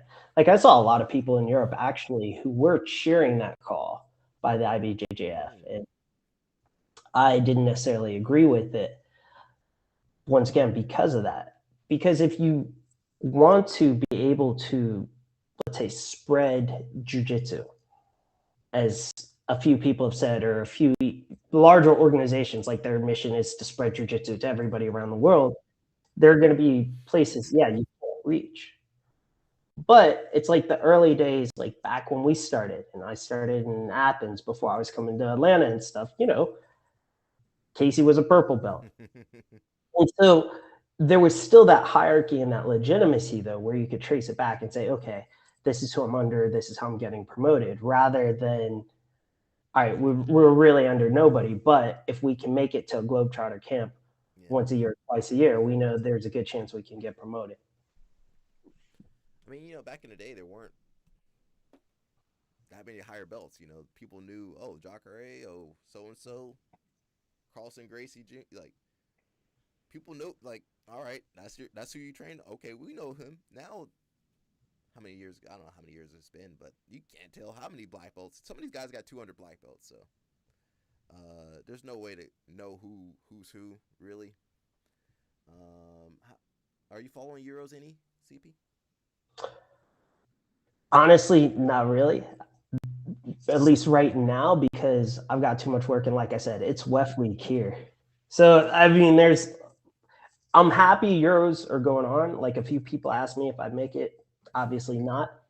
But no, not to coach this time, but even just to like hang out there. But like I told you, I'm not competing again till I finish the PhD, and then I'm here. Stavos. CP about to have a baby, everybody. I don't know why he's Nah. Whoa. Nope. Yasmin just texted me. She said Whoa. Get me in trouble. About to pop off this live stream. She said that PhD done? All right, here we go. Get me in trouble with the IBJJF. Get me in trouble here. And you wonder why I always get in trouble. You still owe me 10 francs. CP get himself in. CP get in trouble. CP and Mush get in trouble just for existing. You guys be minding your business and trouble coming looking for you. True. All right, bro. I'm not gonna hold you up. I know it's late over there. You gotta. No, it's all good. No, but so you brought me on though. You can't just throw me away like that. Like what? Whoa. Look. I'm watching the time for you, bro. I'm keeping. Look, it's 1946 over here. Yo, that's fair. But all right. Any last like burning questions on stuff going on here, like in Europe in general? Anything else about the history? Because we're old now. We got a lot of knowledge. I mean, we're unk status, but yeah, but we got knowledge. LO Snap said something. I don't know if you can see. Can you see that down there? The text is not the best. His lineage is easy to track because the number of black belts to have been given out, which are a few. The problem is with jiu-jitsu. They're damn near more black belts than blue belts right now. I mean, somebody's calling me. Okay, message me. Yeah, I don't know. Well, you did bring up Greg Souders, but we can leave that for a different day. No, you want to go down that road? Let's go down that road. How do you feel about ecological CLA coming from an academic background? Have you ever heard of any of that stuff? I only heard about it. It was like last summer. And we got in. I got into a debate with some people about it because I'm like, so you're talking about specific training? Like, no, it's CLA. These are games. I was like, so we're mixing in positional sparring and specific training. Like, no. This is an ecological approach. It's constraints and games. And I was like, yeah. So you're training in a specific position where you have a specific objective. And then if you achieve that objective, you stop and start over again. Like, well, sort of like that, but it's CLA. So, man, we've been doing stuff like this for decades. You look at the way combinations have been taught in order to foster off balancing in judo. It's CLA. And you look at like your stream yesterday, that he hasn't even really produced anybody. He's got like one guy who showed up and he was very talented already. And then he's like riding that one trick pony, like Mumbo number 5. We're still waiting for Mumbo number 6, like 30 years after. That's the move though. You get that one good guy. Now, if you ask him to produce a couple good guys, you're like, that's why someone like Fabio Gurgel, Guy Mendez, I don't know. Yeah, I'll maybe put Guy Mendez, even though he gets the kids already good. Go send some purely ecological athletes down to Alliance, Sao Paulo, and see what happens. I don't think you can do that down there. You stuff down best gyms. Give me a 1 second, CP. You mind talking to the group? I gotta take a call real fast. Whoa. Talk to the CP. All right, let's see. Dance hard or die. I can handle this. Come on. Okay, you got it, bro. Yo, take that call. Okay. No, but Dance Hard or Die says that's precisely situational training. People just like seeing CLA to feel special. Exactly. I mean, that's coming from an academic background. That's where we have to cite and understand where people have said things in the past. It's like understanding your martial arts lineage. It's like even like Craig giving the shout out to Eduardo Tellez and his advertising. Like there's a history of things, or it's like the evolution of the half guard, and you look at like what Gordo did, and then Eddie Bravo implemented and innovated that in a certain way, and now it's expanded from even there. But I agree, LL Snipped. It's a jujitsu scam. It's everybody wants to put their mark without really respecting the past, and that's why I appreciate coming from an academic background too, understanding the history. And so like get out there, read books. Don't just like look at stuff online, even though ironically we're on YouTube right now. But if you look at the history, like what Robert Drysdale has put out, some of his books, or Jose Kairis's PhD dissertation, and you start understanding the evolution of jiu-jitsu from judo, and even Vital Judo. Like there's two books, Vital Judo for stand-up, Vital Judo for groundwork. You see where none of this stuff is really as innovative as it seems like, just because people are throwing another name on it. I'm back. Look at that. Perfect timing. Look at CP. CP can talk. That's easy. Bro, we gotta come up with the, me and Mush are gonna do a Maryland live stream, a streamathon basically, a couple days. We gotta do something in Europe, bro. Come through. We'll go through Switzerland. Ooh, I gotta jump. I don't know if you ever took a photo or video of me jumping in that water. I gotta find that. I'll have to look and see. Yo, summertime come around. Yeah, summertime. That's the best time to be in Europe. It's more expensive. Now it's cheaper. Like now, that's the cheapest time.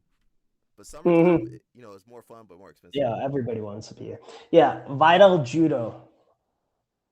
It's a book series. I think it's from the 50s or 60s. But Vital Judo. So it's two books, one specifically focused on standing, one focused on groundwork. How you say I can't spell? LL Snap, you got the worst spelling on here.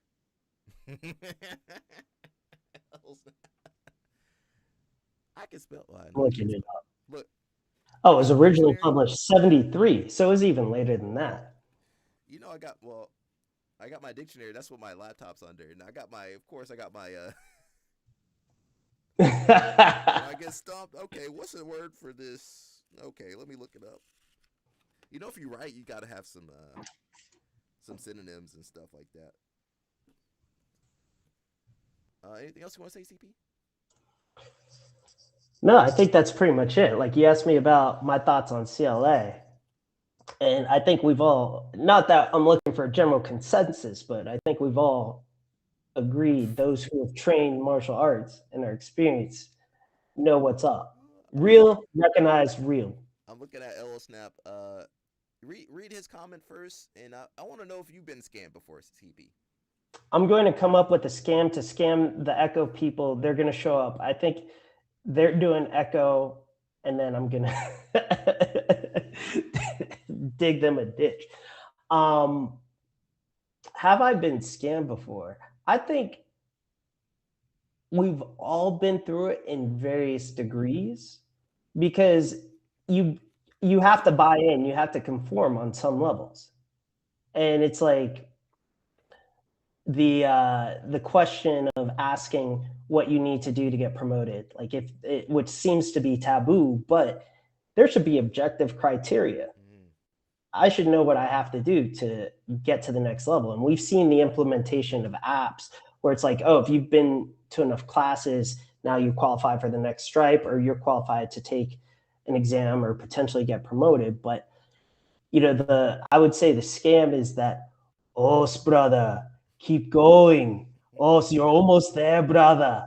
Yeah, almost. And it's like, you kind of like buy into it because you're just like, okay, I'm wandering. I need to get promoted.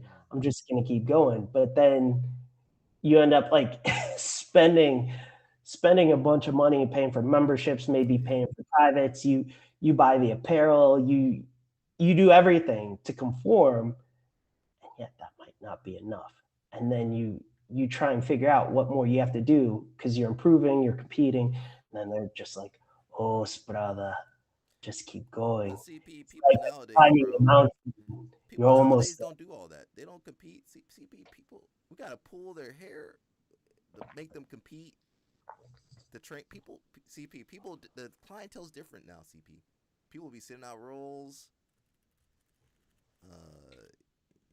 Man, it's completely different than the 2000s. Well, that goes, but all right, you were asking me personally, like on whether I've been scammed. So that I was talking about my personal experiences, kind of like that, like just keep going. Scammed for sure. But You definitely got scammed.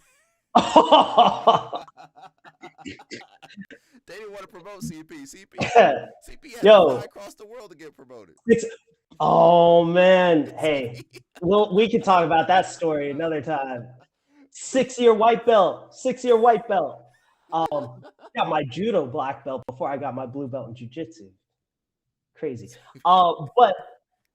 But I think you bring up a point, or like looking at some of the comments here, with the diffusion and dilution of jiu-jitsu, you have many more people who are getting in who aren't necessarily looking to be a martial artist, but what they're looking for is the community. They want the bond, they want the connection. And that is where, even though we're talking about CLA and ECO being a scam, it works in some ways because you get people who've never done anything even physical at times, and then you just have them play some constrained games without really teaching them techniques. And maybe for some people that's enough. Rather than, and we do need to at some point have a proper differentiation between what it means to be a professional athlete or a professional martial artist versus a hobbyist, because there's still that convoluted mix. And in some ways that is great, and in others not necessary. But when you get people who just want to come in, sweat a bit, roll on the ground, not even necessarily learn like self-defense, that can work. But if you want to really succeed and be a champion and train, there are certain steps and sacrifices you have to make. And that goes back to the drilling. That goes back to everything like we've put in over the years. And it's still that Kaizen process of looking to continuously improve. There are some people who don't want to improve. Like, they might take forever to get promoted and they'll be happy. It's cool to see people who are that relaxed or content in life. That's great. But for those of us who are really trying to be martial artists, this is a lifelong journey. Like, we're going to die and not have achieved perfection, but we can reach excellence. I get the feeling people nowadays they're like, I almost don't consider them martial artists. I'm not sure what I consider, just hobbyists. Like, there's nothing, it's the same as pickleball or something. It's like the future. To me, that's the future of jiu-jitsu. Like, it's going to be pickleball. My dad plays pickleball. Shout out to Pops over here. But no, it's like LL Snip said, sports too soft. Go back and look. Have you ever watched that documentary, The Strongest Karate? Yo, you want to see some martial artists? Go watch Strongest Karate. Like, these are guys who are traveling from all around the world. I mean, it's like the Kumite, and they're breaking ice blocks before even sparring, and then it's full contact. I mean, when you look at the history of the rivalries even within Brazil and jiu-jitsu, judo versus jiu-jitsu, capoeira versus jiu-jitsu, lucha libre, jiu-jitsu versus jiu-jitsu, some of the great rivalries from the 90s. I mean, you don't have that anymore. And in some ways, it's a good thing. In other ways, it's kind of a loss of culture. But I mean, that's what you're always going to have in almost anything. There's a life cycle. You're going to have like, if you look at the theory of adoption of innovation and technology, there's a good book, Crossing the Chasm, which talks about that from an entrepreneurial standpoint. You're always going to have like these pioneers, and then you're going to have like the mainstream come through, and then you're going to have the laggards. Now, you said, I think last week or before, like on one of your live streams, that jiu-jitsu, and I think LL Snape said the same thing, like jiu-jitsu's kind of past its peak. I think we might be at the peak. We're definitely, like, as far as popularity, I don't think there's anywhere up we can go. Like, I think we're at it. So like up here, all right, guys. And you know, I'm not sure about Switzerland, but here in America, well, even Switzerland has a ton of gyms. America, there's like 5 gyms right next to each other. Yeah, Zurich's oversaturated. You've got like people who have money and they open up a gym, have 5 students, but they can sustain themselves because they're doing it like part-time and they've got a real job. But yeah, it's you have, going back to ecological, you've got people who might have only heard of jiu-jitsu from like the Joe Rogan podcast, and or you know, somebody else, or like, you know, social media, and they just want to jump in and they want to wear whatever rash guards they can. Like, you know, for some people it's big, like I want to collect all the rash guards. I saw like a picture today of somebody wearing like an Aquaman costume rash guard set. I mean, I did that. I did have, I think, somewhere in a closet in New Jersey, I still have my Dragon Ball Z cookie. But, you know, it's like people get into it for different reasons now, not necessarily like the martial arts mentality that we really had beforehand. And you saw that with karate, with taekwondo as well, going back to like the strongest karate. And I mean, look at the way Cobra Kai has kind of made fun of like things now, where it's like outdated, or for like high schoolers. I'll look at the comments, bro. Yo.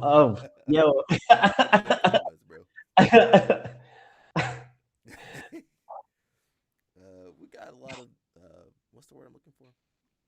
Drama. Yeah, but it's like deviant. What's the synonym for deviant? Delinquent, not delinquent.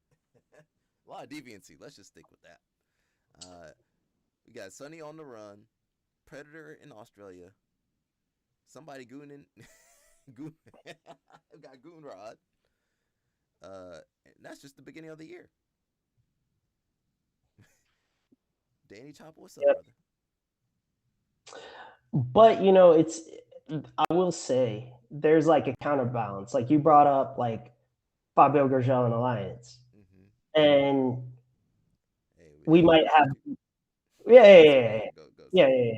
No, not getting that. Well, all right.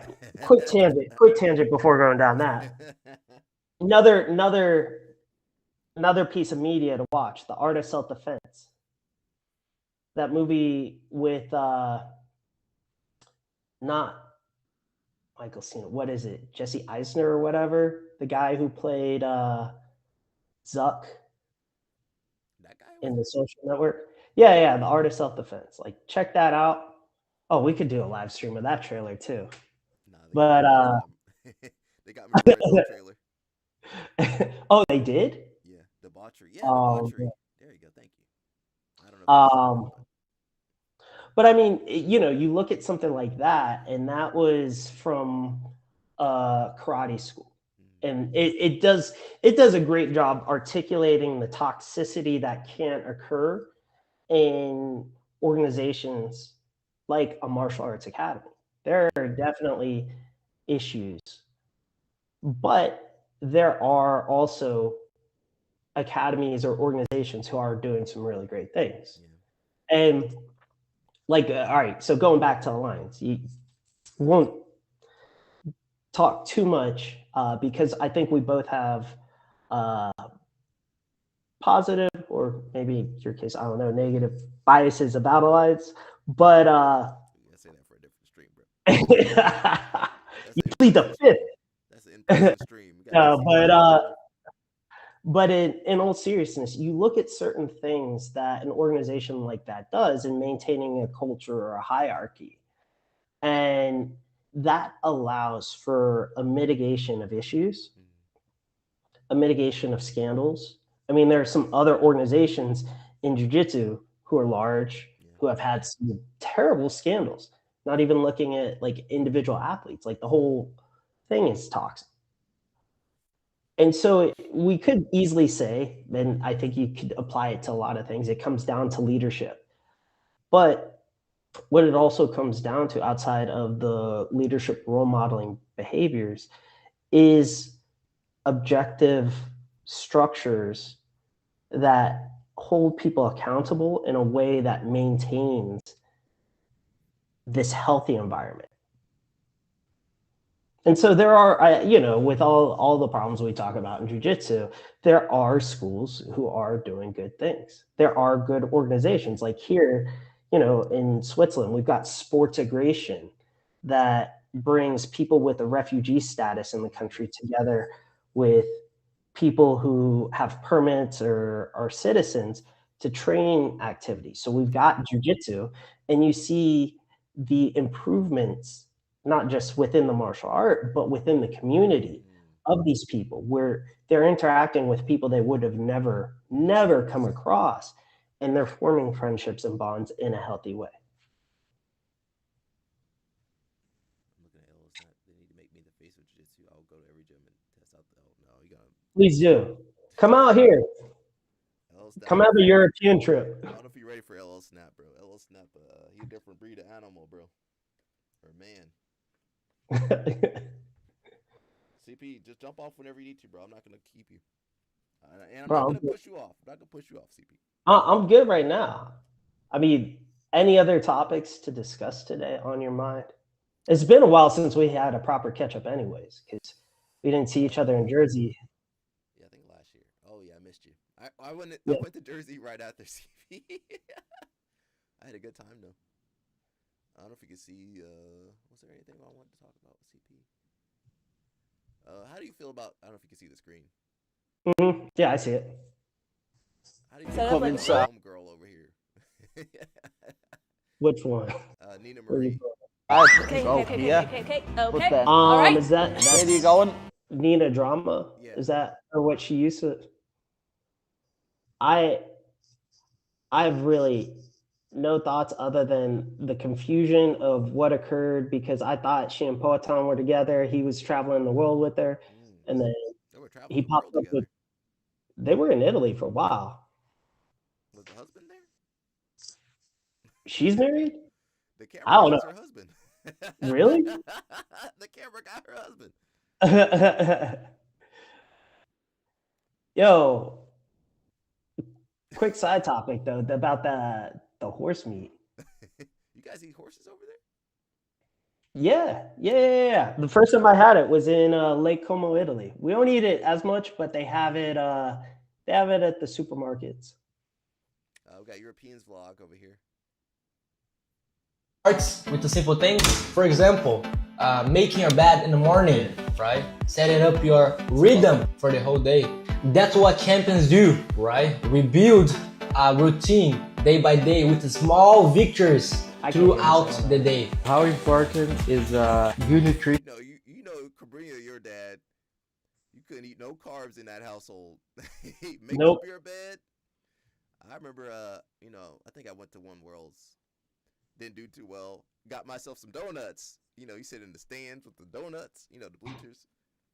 And he walked up the stairs. He looked at me. He's like, "Yeah, that's why you lost." I was like, "Oh, dang." I didn't care though. How you gonna say that to somebody, Cabrillo? Dance Hard Dice says, I saw Patty on a soap commercial wearing his jiu-jitsu gi and black. He's a black belt? Who gave him a black belt? CP, was it you? Didn't, whoa, whoa, whoa, whoa. CP, Now did you people give be saying I'm trying to scam people, selling black belts Who gave for. him a black belt, CP? We need some. You know, I standards think here, isn't there a video of him though, like doing the Craig style where he rolls for like 20 minutes and beats up people or something like that? Who? Patty? Yeah. I don't know, man. These MMA black belts. We need some standards over here, CP. They be getting out black belts for nothing. No, we do. You know, we have to have some type at some point, like, you know, IBJJF has their like certified black belt route, which someone here was like, you need to do that. You need to do that. I was like, I already did their like first day course, the YouTube, you pay $90 rule set thing, get verified to watch videos you can watch on YouTube. But there has to be a way. I mean, it's like in a way like IJF and stuff too, like where if you are a black belt, people know. And this kind of goes back to your whole thing at the beginning about belt checker. Yeah, belt checker offers a democratization where people can validate or vouch that they know somebody is at the skill level of the belt that they're saying they have. But what really makes that belt?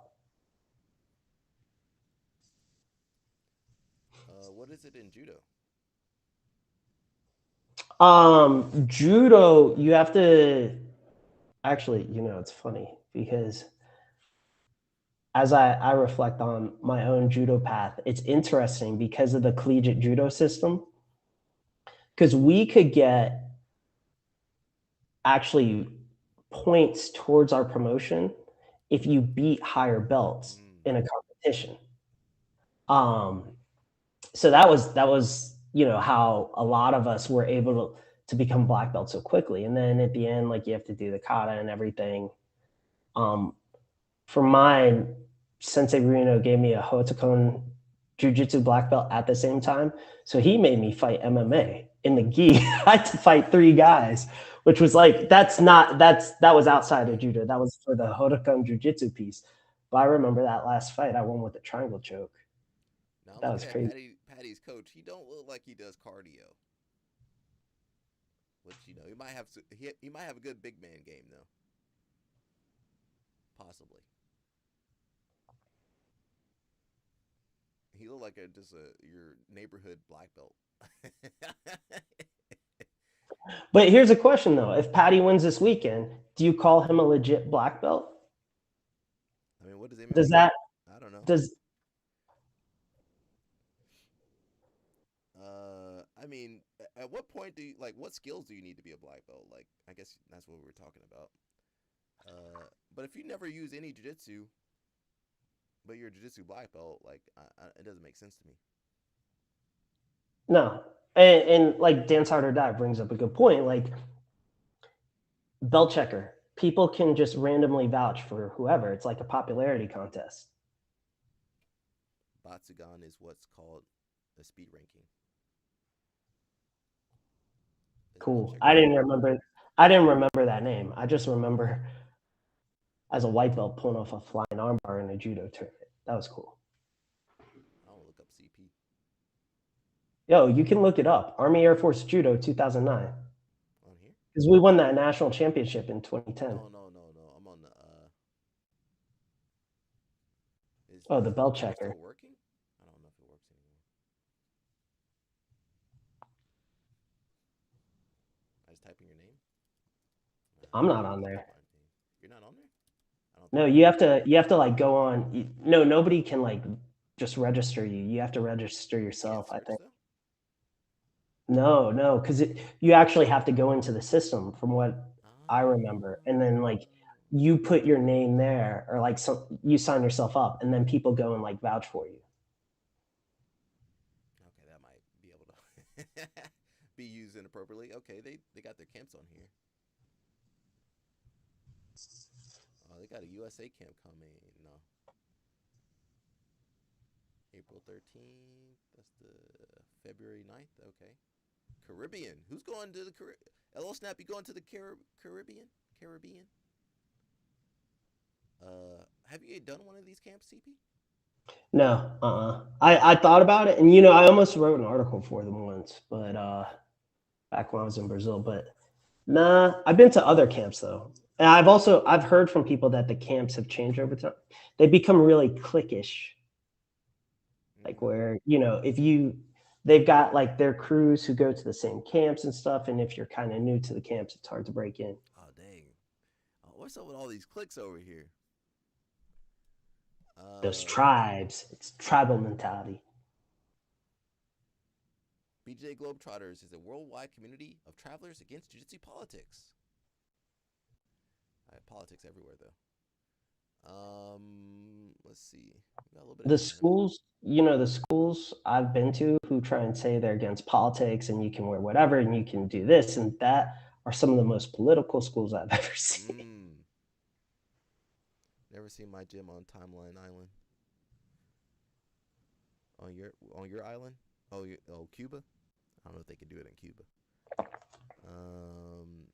Seems always some click. No wonder I never get along with a lot of people. Danny Chopper. Danny Chopper, we taking Danny Chopper to Houston. Straight him out. We're going to take him to Houston. Let's look at the Europeans. We got CP here. We might as well look at some European matches. It says 5 matches from Jonathan Anderson. I don't know who this kid is, but he might be up and coming. Oh, Gracie Baja. Did you ever download and read Christian's ebook? That was at the bottom. No, not my ebook. You can read my dissertation when I'm done. The Globetrotter book. I think you can download it for free.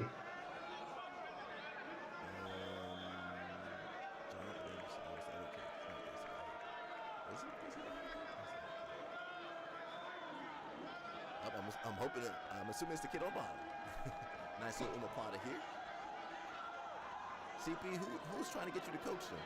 Nice roll. No, nobody was trying to get me to coach this time. They were just asking if I was coming down, since it's in Lisbon.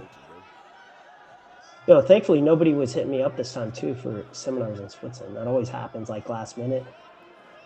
Doesn't work. Yeah, poor Elijah Dorsey was trying to get some seminars. This is the worst time to do a seminar. Because everybody, doing Euro, want to do money. But they never plan it right. Like some people have managers now that really handle that, and you see a difference in how they're able to schedule and get seminars compared to the ad hoc like Instagram message being like, "Hey, I'm coming through. Can you get me a seminar next week?" And it's like 1, no, 2. I don't work for free. I don't work for free. I'm already a PhD student, so I'm overworked and underpaid. I'm not doing stuff for free. What they got to do, okay, say you do this European trip. Okay, you meet people now. Yo, next year, man, let's do something next year. Okay, cool, awesome. You gotta set that up a year in advance. Like 2 days in advance. Like, oh, hey, bro, can I do something real fast? Does this book have any techniques? CP will have to answer this. Yeah, I just typed it in. I can't remember if it has, like, for me, at the time I was reading it, it was more like to understand history because I was at Connection Rio of how these gringos really got the start down in Brazil.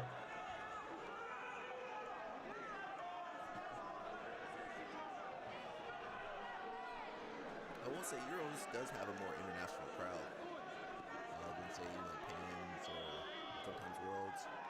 Brasileiros. It's hard for people to travel international like that, unless you have sponsors or the money.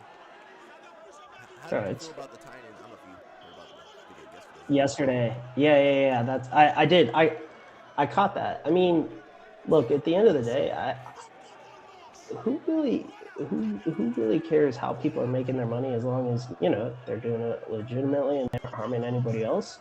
If they can get sponsors or they've got the money to go compete at Euros, good for them. If they've got the money to live in a good house, good for them. CP got that Swiss money too, guys. Nah. CP got that Swiss bank account, everybody. Rewind this like 2 minutes ago where I said I'm a PhD student, where I'm overworked and underpaid. CP got that Swiss bank account, man.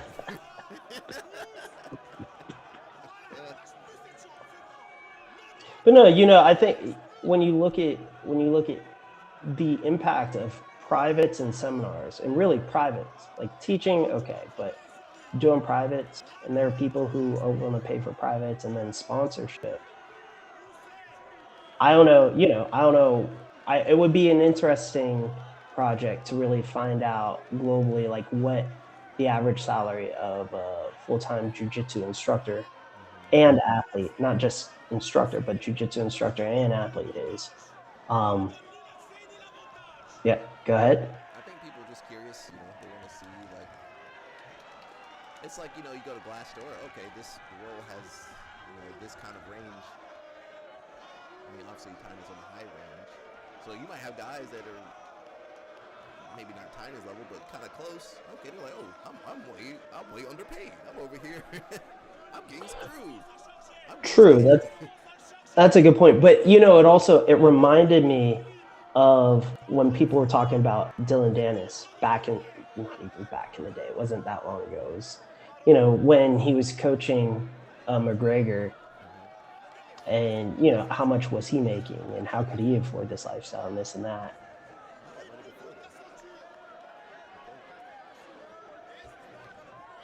I think so too, if I remember correctly. That's a true troll right there, bro. They were good at trolling.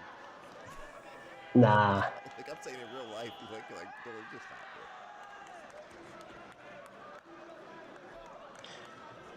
it. Yo, with that said, I think I'm gonna let you focus on watching the Euros and these blue belts beating up each other.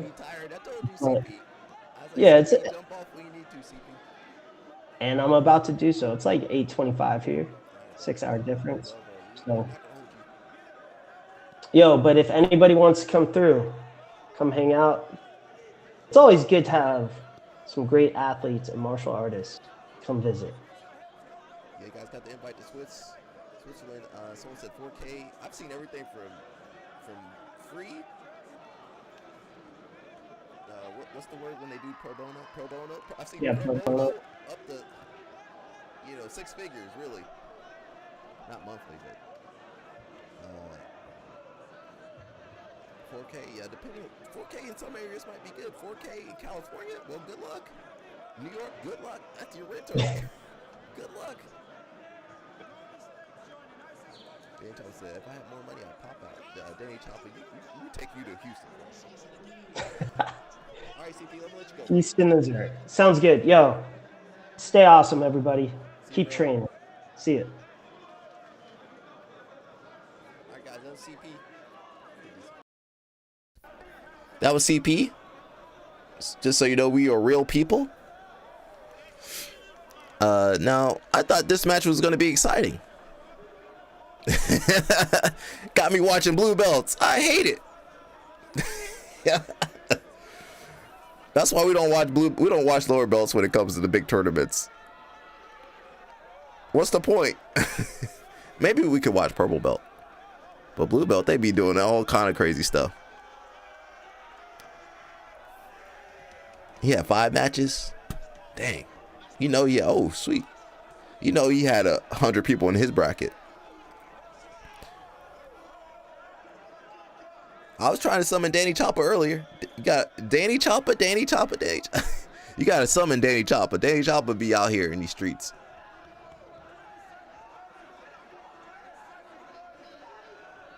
My man got 1 advantage. We gotta get more people on the live stream. That might be kind of interesting. Now that I figure out how to do it. I think he got that match, but that was a close one.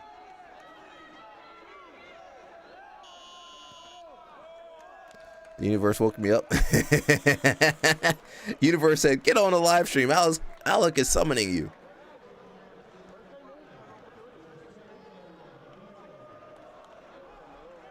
I don't know what weight class this is. My man had matches today, bro.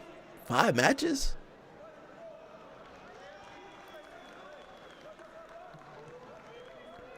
We're gonna watch Daisy Fresh in a minute. But again, shout out to Mr. CP.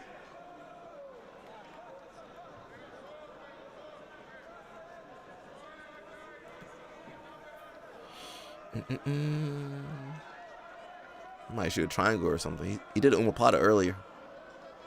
Or move the De La Riva. What you gonna do, bro? Collar sleeve? Okay.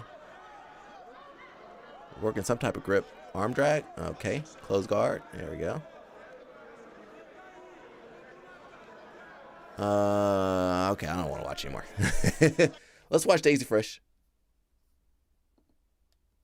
Oh, let's look at John Thomas real quick. Powerful and effective tools for learning and fighting in jiu-jitsu. While a single technique can help show you what to do in a specific situation, principles allow for a more core understanding of your goal, which allows you to intuitively solve problems in situations you may not have even been in before. And the reality is, when you're fighting in jiu-jitsu, there's literally billions of possible combinations of grips and situations. So you need big principles to understand things and make fast decisions, because you can't memorize every grip combination in every situation. I recently did a video discussing the most powerful principle I've ever discovered in jiu-jitsu that literally took me 15 years of studying to discover. I'll put the link in the description if you haven't seen it. The main idea in that video is that when passing the guard, maintaining a strong extension of the thoracic spine above anything else is the core foundation of effective top positioning. This will make you feel unbelievably strong, stable, and heavy when you're on top of any opponent. It makes almost any submission or sweep impossible to finish. Once you understand this, it dictates all other choices you make, from where you place your hands, how you stand, and what grips you choose to make when passing the guard. Many people found this concept incredibly useful and helpful in the development of their game. However, in the beginning, when you're learning big principles like this, sometimes without concrete, practical examples and systems to memorize, you can generally understand the idea, but you still struggle to implement it when you're in sparring under stress, having to make quick decisions. This is where learning and memorizing certain systems in common positions can be very useful to save you time on the mat. Wait, did John just say memorizing systems? Wait, let me replay that. That goes against ecological. Ecological says you got to, or CLA, you got to figure that shit out yourself, on your own. Did he just say memorization? Wait a sec. What did you say, John Thomas? Greg Sodders would not agree, John Thomas. When you're in sparring under stress, having to make quick decisions. This is where learning and memorizing certain systems in common positions can be very useful to save you time on the mat, and also serve as training wheels to help you more deeply instill the core principle and foundations into your subconscious. So imagine, you know, in mathematics, imagine if they were like, hey, try to solve this, figure out a way. Sometimes they do that. Hey, figure out a way to solve this. And now imagine you ain't got no reference point for how to solve a problem, how to tackle a problem. And you're not an expert in your field or expert in that thing. Good luck. Good luck figuring out how to answer this. And a good example would be like, say someone were to put you in worm guard. You never seen worm guard before. I go, hey, figure out a way to get out of this. You might not ever find the answer. He says asset math because of this reason. Well, that's why you got to learn, you know, like you said, training wheels. They give you practice problems in mathematics, right? Okay, this is you're going to use a similar concept to solve this problem. Okay, now I'm going to give you a new problem. It's different variables, but same concept. The more advanced stuff, yeah. Eventually, the more advanced stuff, now you can, that's more constraint-led to me. It's more like, okay, you got to draw from your different knowledge pools. But someone starting out, who you gonna listen to, John Thomas or Greg Sodders? I'll leave that to you to decide. Shout out to John. This detail destroys every guard in jiu-jitsu. John got some good titles.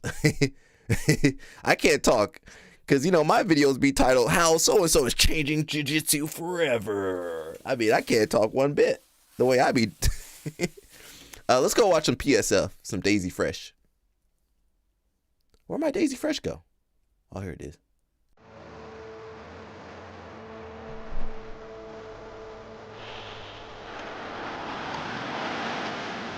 10 to 15 people in the van, stuff is popping off at all times. Oh shit! If you use the horn in the Midwest, that means you're about to get your ass whooped or whoop somebody's ass. This is the best kind of van to get for the trip. We all like being on top of each other anyway, you know, it's fun. That's what makes stuff happen. California, it's a nice place to visit, to come and win. Other than that,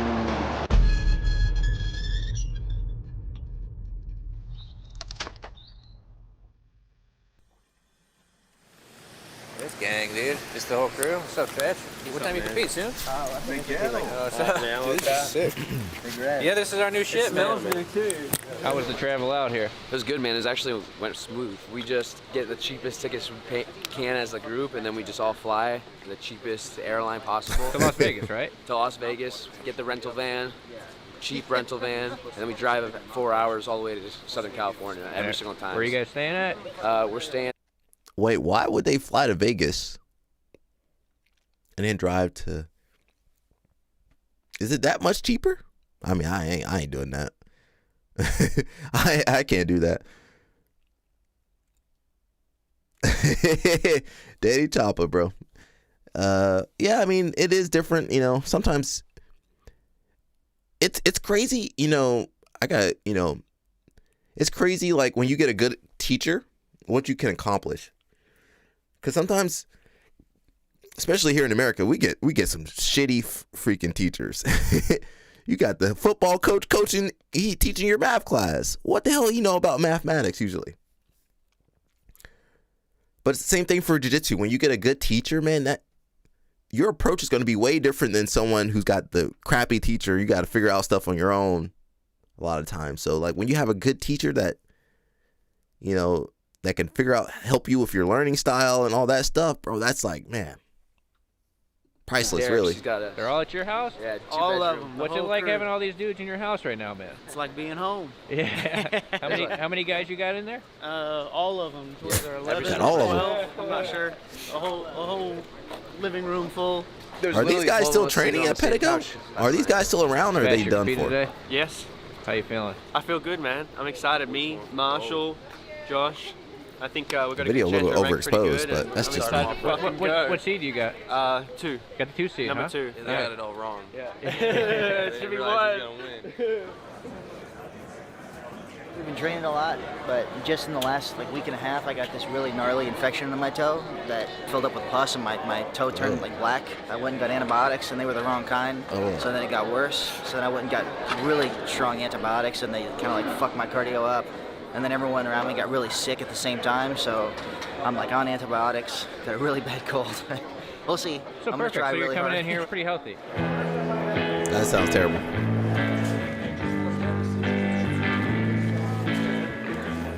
we had a really great camp. We had a little flu breakout kind of where everybody kind of got sick. You know when the guys live in the gym, you know, and they're all like, of course you got an outbreak. That's where outbreaks start, and on the mats with the staff. Them kids sleeping on the mat with I ain't seen them clean the mats off. They were sleeping on the Tide pads. You gotta clean Tide pads off too, everybody. kissing or whatever they do all the time, you know what I mean? For 2 weeks, everybody got a little sick, but it's not going to have no effect, man. They're ready, they're prepared, it's going to be good. I'm excited. He's like, they got the flu, but they'll be okay. Marshall's about 0.8 overage, so right now they're going to hit a hard warm-up wrestling session. It should take them about 15 minutes. They'll get it off, and we'll be good to go. The tournament is really the mental part. The physical preparation's all done before. So, I mean, all the guys are definitely physically ready. You know, now it just comes to the mental. You got to get in the right mindset. So I think they're going to be good. It's all good. Listen, I want to tell you this. If you lose, nothing happens. Nothing changes. Yeah. It's okay. Man, he's sniffing his nose. He shouldn't have been. Look at him. He's sniffing his nose out there. Of course you do. I'm just telling you, listen.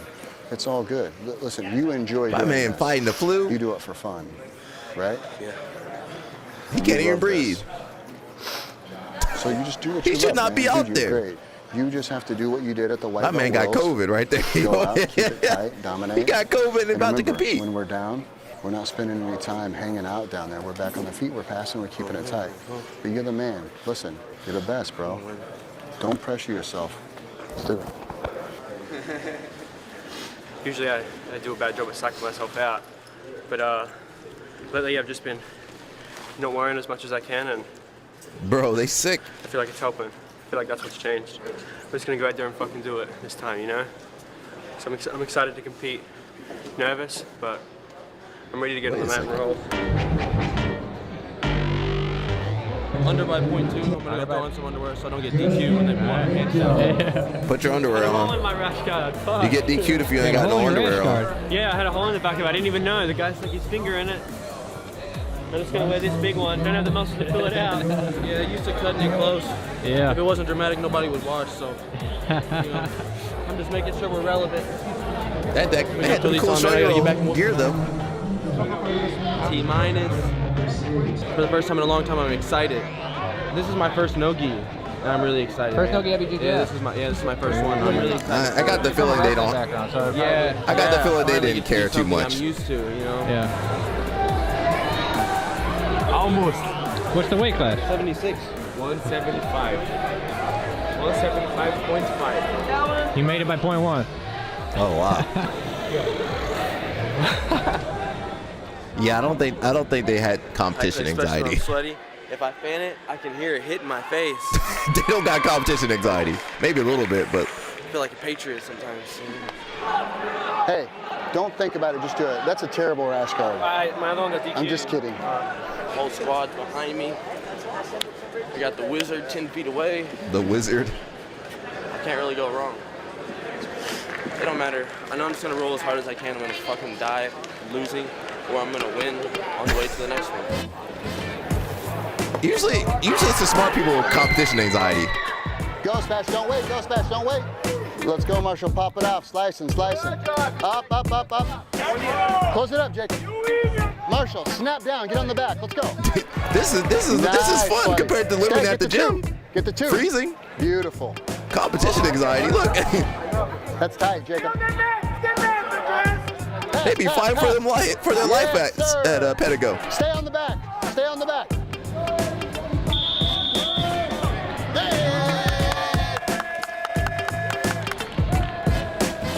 They be fighting for their life every day at Pedigo submissions. I felt good, man. My transitions were good. He had a tight footlock, and I didn't feel like tapping. You know what I mean? I got out of it, and I was happy with where I was moving. So I'm ready. Well, it's nice to get one out of the way. First one hurts the most. The first one's always the toughest one, besides the next one. You get nervous watching these guys? It's way worse than competing. I'd rather just compete. Watching them compete's nerve-wracking as it gets. When Bird goes, my fucking hands are shaking, and I don't even get adrenaline for my matches anymore. I'm just like tired. When they go, I don't like it. Remember, be ready to sprawl. Yes, sir. If he shoots immediately off, you just go. Don't think, just do. Go hard. So we're putting him down, circling back, getting the two, and fucking passing hard as fuck. Go hard for it. Go after it. Was that two? Go after it. Come up, Jacob, come up. Yes, sir. Nice, Marshall. That's it. Honestly, their wrestling, they're one of their biggest strengths. Like a greater focus on wrestling. Watch the Kimura roll. Come up. Hey.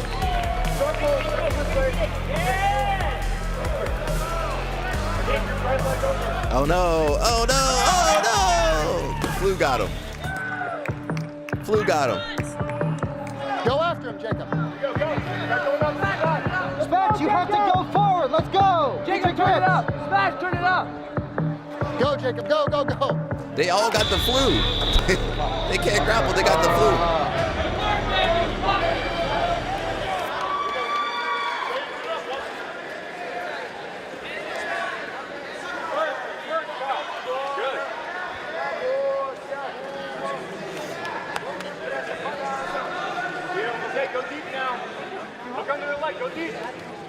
Go deep, pause on him. Go deep.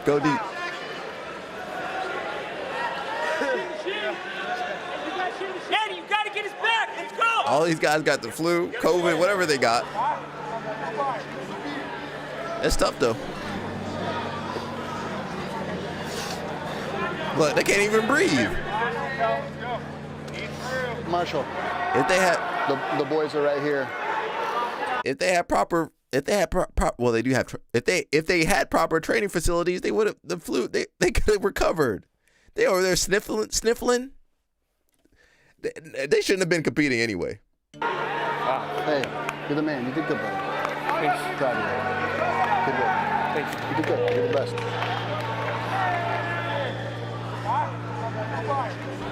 That hurts worse. You know how hard your friends work and stuff. And, if I can't have it, I at least want him to. I feel pretty rough. I lost in the quarters. I'm a little bit heartbroken, I'm going to be honest. I'm struggling to shake it off, but it is what it is, you know.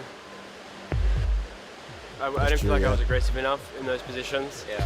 I had a couple times where I could have come up for the two, two separate times, and I was a little bit, I was hanging on to the submission of the Karatera a little bit because sometimes I get it pretty easy. Yeah. So I felt like I was banking on that a little bit too much, and I'm not sure why, but I definitely could have attacked a little bit more. I feel like they're the times when you have to sit there and go, you know, I'm here, I have to fucking go out there and give it, you know.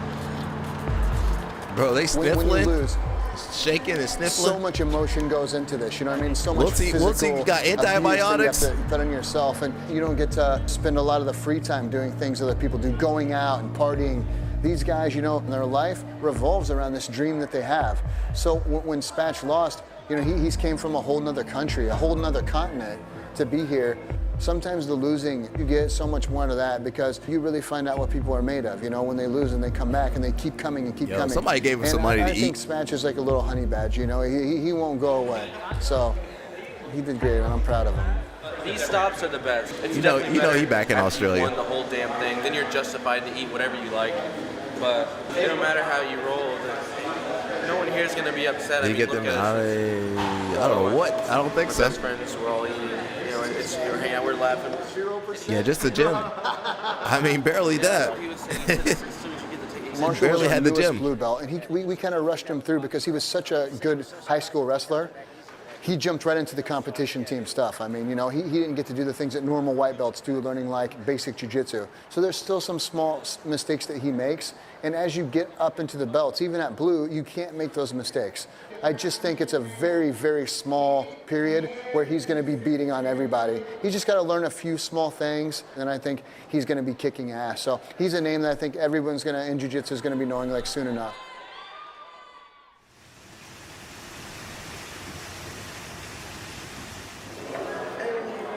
What's up? Ready? How you doing? Yeah, I feel good.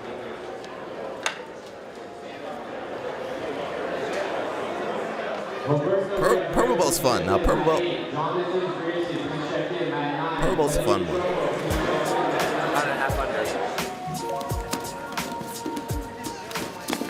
We kind of got hit with the flu, like I had mentioned before, you know, and Alejandro actually got it the worst. He was down for about 2 weeks. He couldn't get out of bed. So he actually weighed in like really light, like 10 pounds. Probably the shittiest I've ever felt for a Worlds. Do I get points for throwing up on him? You sit up That's a DQ. They say I'm the most unintimidating guy in the world. I go out there slouched, and then my demeanor changes, and they're like, what the fuck? Satya, be first, no waiting. Advantage for what? What the hell? Oh, coming up. There's Cyborg in the background versus Jackson Souza.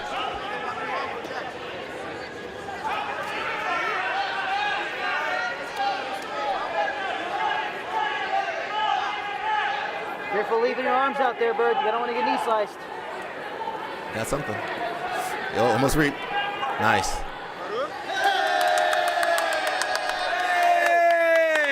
Was that a Woj lock before Woj was even training? I fucking told you. Oh, I hate that fucking footlock. These are famous footlocks. It's tough, yeah. It's tough. Yeah, that was it. Bird lock. Big win. That guy was good too. Big win. I think I might kick myself in the face. Listen, the next guy, you beat him at Nogi Worlds at blue. They want him to go again? They came up and asked him. They said, is 2 minutes good? No. So we're doing 2 back-to-back. I've done it before, but I volunteered. They didn't tell me, hey, you got 1 minute. Let's go, bro, let's go. Hey, we don't have to force anything, Bird. Just relax.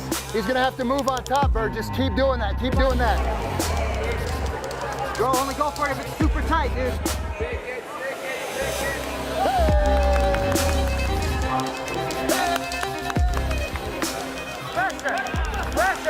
Pressure, yeah! No, Bird, no! Stay on it. Seatbelt with that left hand. Nice. Did that kid look familiar? Wait a second. Who is that kid? That Owen Jones? That looks like Owen. Is that Owen Jones? Or is that Zach Hansen? Who is that? Can anybody tell me? That might be Zach Hansen. That might be Zach Hansen. I'm a lot older than these guys. I'm way older than these guys. They were purple belts 4 years ago. I think that's Zach Hansen. Max Hansen, sorry. Max Hansen. I keep saying Zach Hansen. Lower your head. We can still get our guard back and recover. Let's go. Put it back down, Joe. Hey, Satya, there's still time. You got to want to win now, though. You got to want to win. Let's go. I don't know if that was Max Hansen. That might be Max Hansen. Oh no, that might be Max Hansen. Oh, man, that was Max Hansen. Max Hansen. Yeah, that was him. These guys. Over here coughing.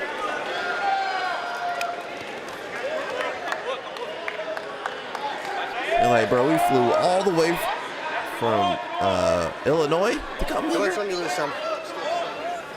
I'm not sad about losing.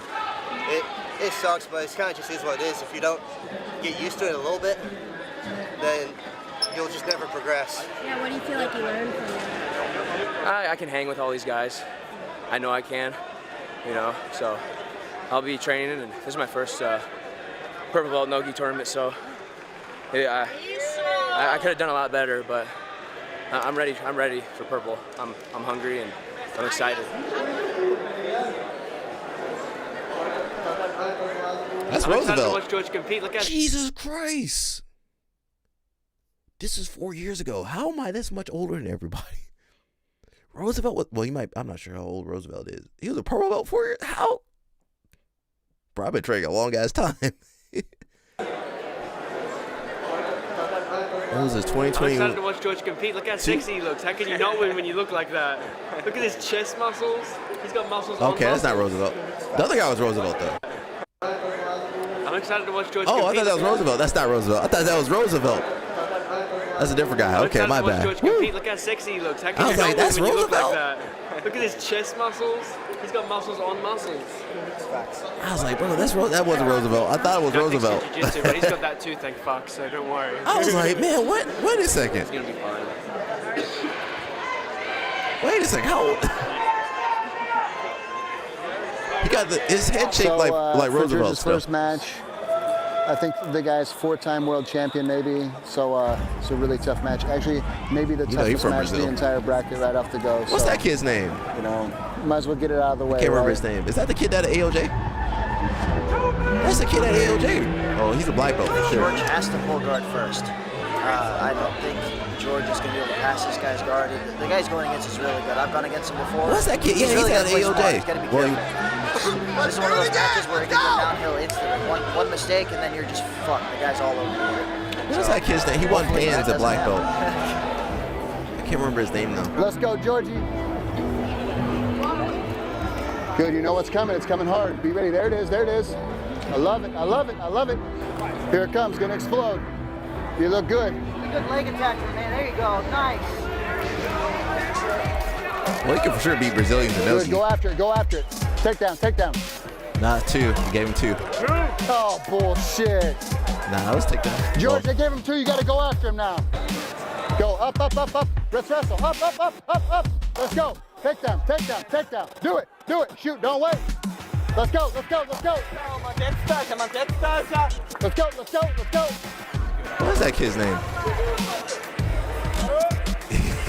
What kind of wrestling was he doing? He on the AOJ diet. Formerly the Atos diet. Whole time.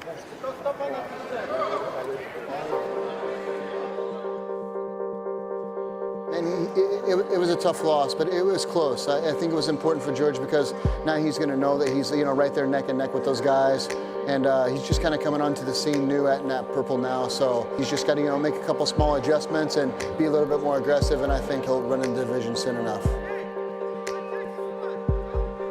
It's the Worlds. You gotta expect the best. Everyone who won was the best. There's no excuses. Satya did great. He actually dropped the quarterfinals match to who was the #1 ranked competitor from Unity.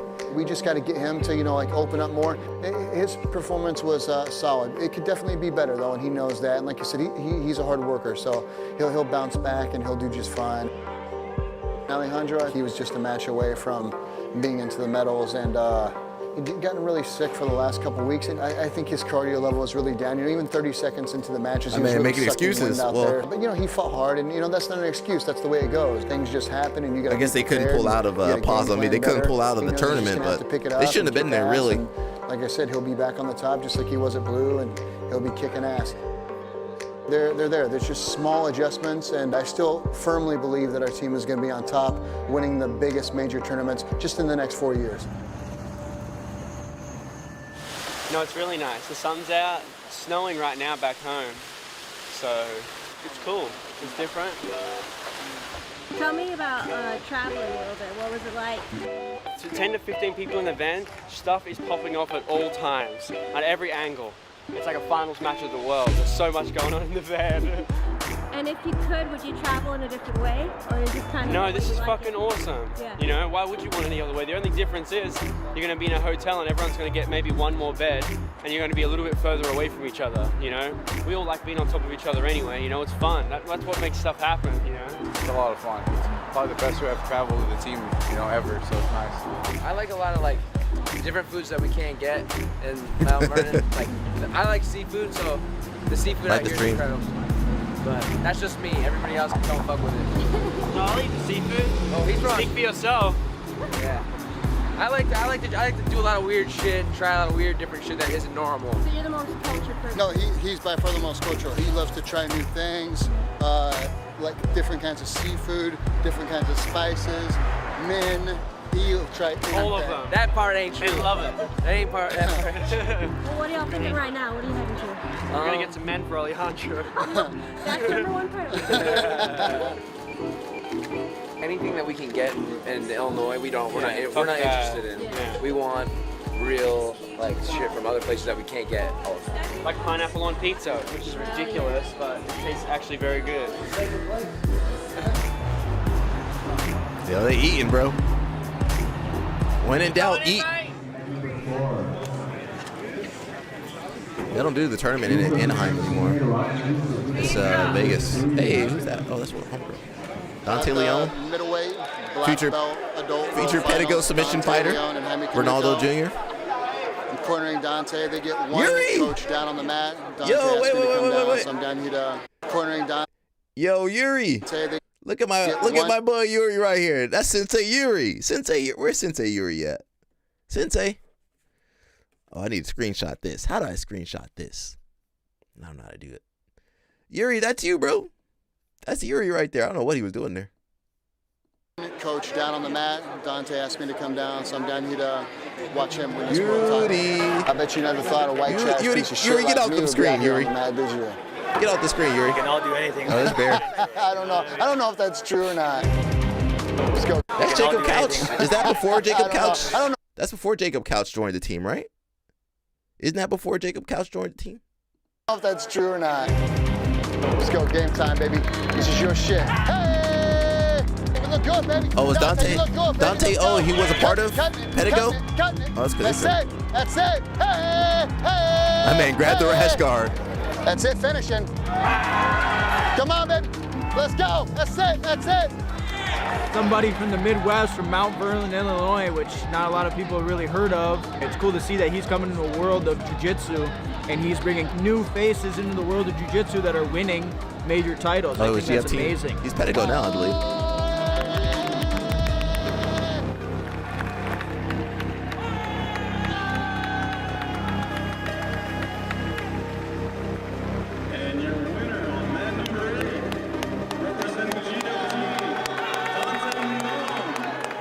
Canuto, I fought Canuto a couple times. Once, I think.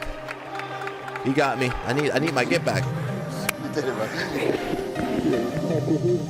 Pedigo's like, finally, somebody won. Thank God. Being from a small town like Mount Vernon and coaching and competing on this level, it's a really incredible feeling. So I'm really proud of that, and hopefully there's many more to come. Look, Andrew chilling. I'm getting ready to go up in about an hour and a half. So I don't really warm up because every time I warm up, I lose. So I generally just sit around and I read my book, and I'll do like a jiu-jitsu warm up. They're calling my name. I'm like, oh, I better jump around 3 times. Oh, I'm tired. I better stop. It kind of is a way to deal with anxiety because you can kind of like escape into a book or play a game on your phone or something and just not have to deal with the reality that you might just get the shit kicked out of you. Hopefully that doesn't happen, but just gonna hang out. Yo, Bird over here playing games. Everybody playing games.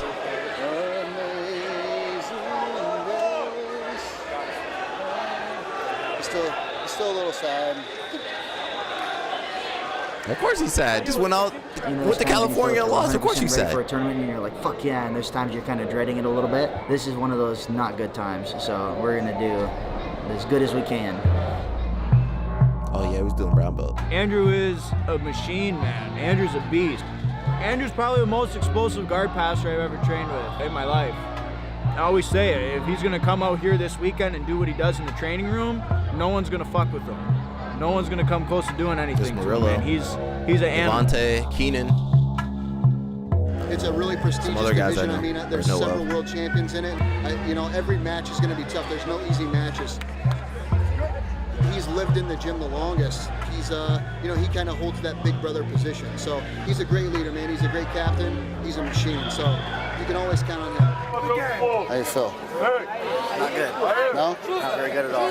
Yo, how you feel? Not good. I'm sick. All about to go away. This is all your shit, brother. This is it. Just go out there and do what you do. All right, let's go, Andrew. Let's go. Let me pause it real. He ain't really give no good coaching advice. Is that just me? He ain't get no good coaching advice. Nothing inspirational. Nothing. All right, come on, man. Don't worry about that. Let's get our mind in the game. Nothing. He ain't get no good speeches. Nothing. What did he say to those? He didn't say nothing. What did he say? He didn't say really nothing to these guys. Listen, you guys, look at Dave Chop. You guys love these people. And they don't be inspiring nobody. You think these guys inspire people to... It's a wonder these guys can go out there and win. They don't be inspiring their athletes at all. Let me stop before I piss somebody off. Let me stop before I piss somebody off in real life. Come down. Keep backing him up. Keep backing him up. Nice. Hey, don't give up the 2. Shoot, pull. Let's go.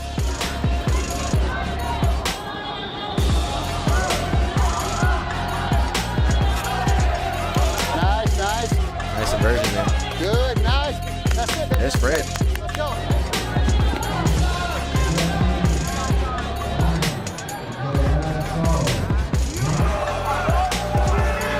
Nice muscle up. That's it. Let's go, baby. That's it. Let's go. Hey, 9 seconds. Hey, this is you. Shooting.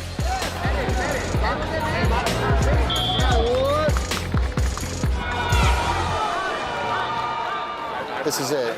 Just doing what he loves to do. How can it go bad, right? I actually had a strategy, and that was it. It's not my normal strategy. The normal strategy is go in there and hammer them until they want to die. That's my normal. I feel like I have asthma. Bro, you had the flu. So I'm worried about getting exhausted. Well, as soon as my coach said pull, I pulled. And then once I came up twice, basically, it was over. Bro, you're fighting the Those guys flu. look pretty buff and intimidating. I go against the winner of this, and man, they got more muscle than me. Not that that's everything. Let's go, Andrew.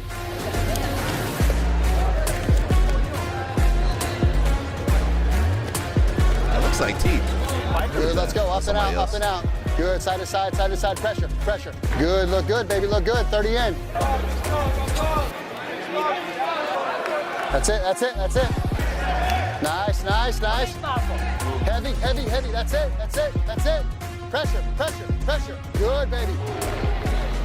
Hey! Yeah, I just can't breathe, man. It feels like I'm sucking through a straw. I know you're tired as fuck, but I think that once you get him in a bad position, he's done. We'll That's see. that. This next guy I'm going against, Andre, he's beaten me before. So Tackett, sorry. He's Tackett, not really Wilson. good. Oh, that's Andre. Andre's good. He's not the most, he doesn't even like Nogi that much. Nice, One of nice. Lucas's guys. Keep him coming. Nice, nice. Just like that, Andrew, whole time. Just keep going after him. Good, good.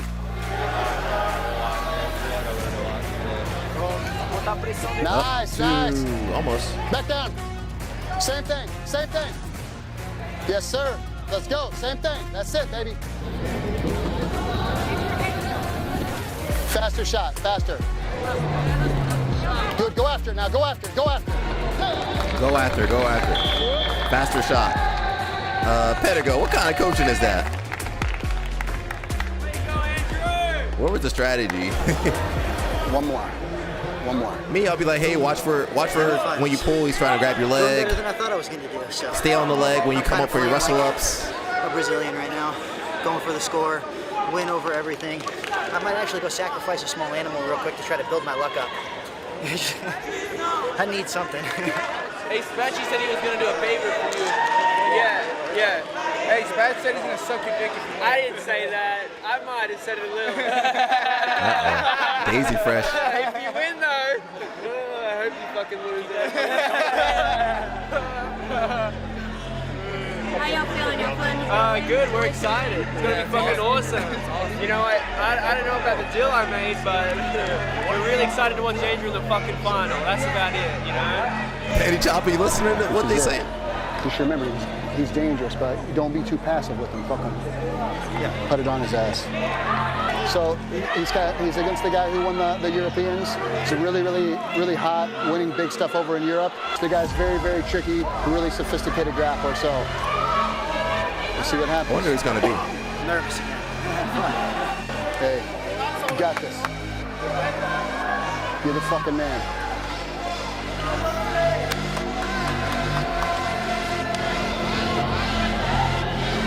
That guy? Man, come on, get that guy. Perfect. They were talking that guy up like he's the next big thing. Who is that guy? I'm nervous. Who is that guy? You about to tear that guy up. Perfect. You better tear that guy up, Wilson. Big explosion. 1 minute, 20 seconds, Andrew. Big explosion. 20 seconds. Wait a second, 50 seconds, 41 seconds. Never in my life coaching people. Big explosion. Big explosion. I never said those words. All right, now explode. We try to clean up this sport, Day Chopper. Although we've already given up and switched over to judo. Big explosion? Imagine, okay, Day Chopper, I'm coaching Day Chopper. Jersey Open. All right, Day Chopper, big explosion. What the hell does that mean? Big explode, when, where, how? Big explode. I've been around some good coaches in my life, you know. Some good athletes, good coaches. Nobody ever said, yeah, explode, explode. Usually they say explode, you losing. You in a bad position. And that's all you can do is explode. Explode. Let's go, let's go, let's go. Heavy, heavy. Explode. Good, he's got to come forward. He's got to commit. I sound like a hater. Just stepping in, stepping out. Just keep doing what Well, go fuck yourself. Go fuck you. Fuck you, motherfucker. This ain't. Listen, I'm tired of being nice to these fucking people. See, I got the power. Power going to my head now. He said you sound like a hater. Well, screw you. How you doing? Good, baby. We be hating on here. Looking good. Looking good. 29 seconds, Andrew. 29 seconds. They always been here.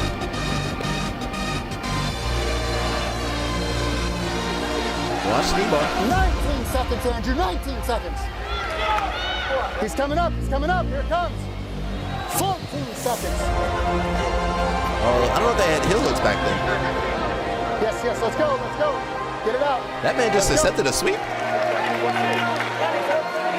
let's go. Let's go. 7, 6. Up, up, up.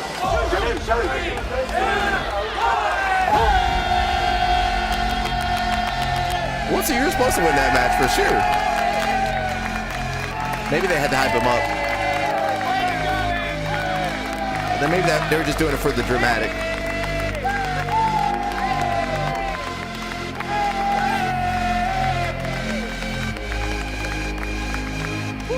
Does Wilsey still have that tattoo? You might need to get those removed. Good shit. When they win, they work so hard. Feeling's amazing. So happy for them.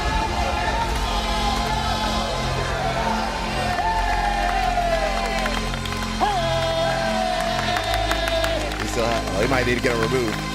I'll put in on a GoFundMe for that. Bring it in. We did it. We did it.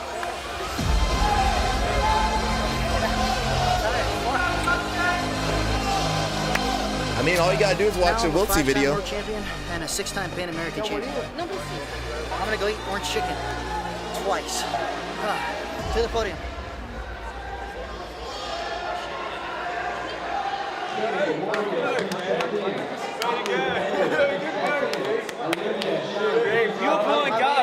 Rough day for you guys yesterday in your brackets, Yeah. but how Who do you? gives a fuck, yeah. dude? It doesn't matter. You remember Dude, when it feels Wiltsey so what? good to watch Andrew win. It was Yeah. the best feeling ever. Me and him looked at each other after it, and we like wanted to cry.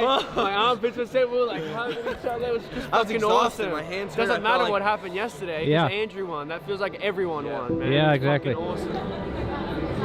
For Andrew to win medium heavy, that's fucking huge. You know what I mean? So it's awesome to get notoriety. You know, for sure. He deserves it. We all deserve it. Oh, I didn't know that. Man, watching him win is a good feeling, man. He works hard. He's dedicated his life Yeah. to this. So Remember? the only Yeah, better we feeling played than that, winning yeah. yourself is watching your friends win. So it's incredible to watch him do it, and to have the guys here, and to have Heath here, and just have everybody. It's been incredible. Lauren Murphy, Leslie McLeod, Adolphe Male Brown Heavy, Margaret Rose, Jessica Richards. Andre's the only person I know up there besides Wiltsey. Guys, real quick, please, here. The black belt. He black belt.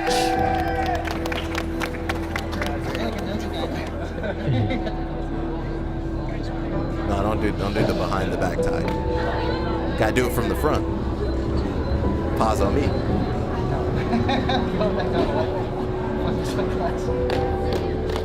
We got an extra injured by that pack.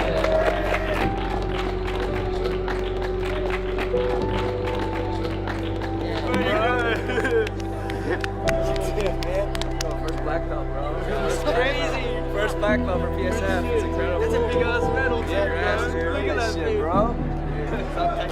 Wow, we're gonna leave him alone today. But I'm actually pretty happy right now.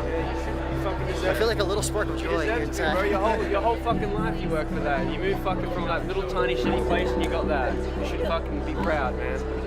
Game changer right there, man. We're going to Panda Express. We're going to Panda Express. Yeah, let's leave him alone. Panda Express. Straight to Panda Express.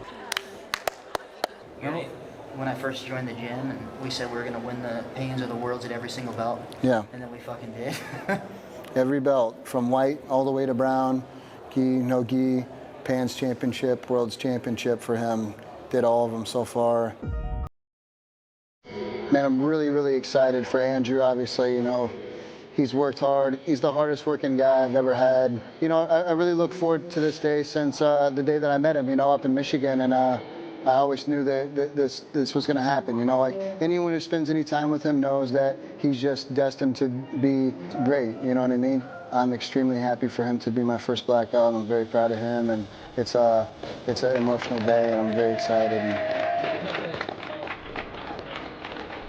just people in general, that, you know, they'll look and they'll say like, hey, you know, you're living in the gym, you know, and you know they don't understand. They don't understand, you know, the grind, and they don't understand what it takes to get that glory. So today was one of those things that will go on his list forever. You know, he'll never forget that. He stepped on the mat. He's a world champion. You know, now he just has the black belt left. You know what I mean? And no one can ever take that away from him, no matter what he does. This is what everything is for that 5 minutes, for standing up on the podium and winning for yourself, winning for your friends, winning for your teammates. That's an amazing feeling. You know, it really means something. It's an incredibly special thing. And not everybody gets that in their life, you know, so he's got that now forever. When we started and we won, it was a fluke. And then the next time we won, the division was easy. And then we had 2 guys win, and, you know, okay, maybe. And then 3 guys, and then 5 guys, and then 10 guys ranked in the top 20 now. It's just going to keep growing. And if everyone doesn't stop and they don't take us serious, then we'll run them over. In 5 short years, we'll win the majors. We'll win the Pans as a team. We'll win the Worlds as a team. You know? We don't need a connection to anybody. We have ourselves. We build it all here. We'll make it happen. Plain and simple. So if they're not ready, they'll be left behind.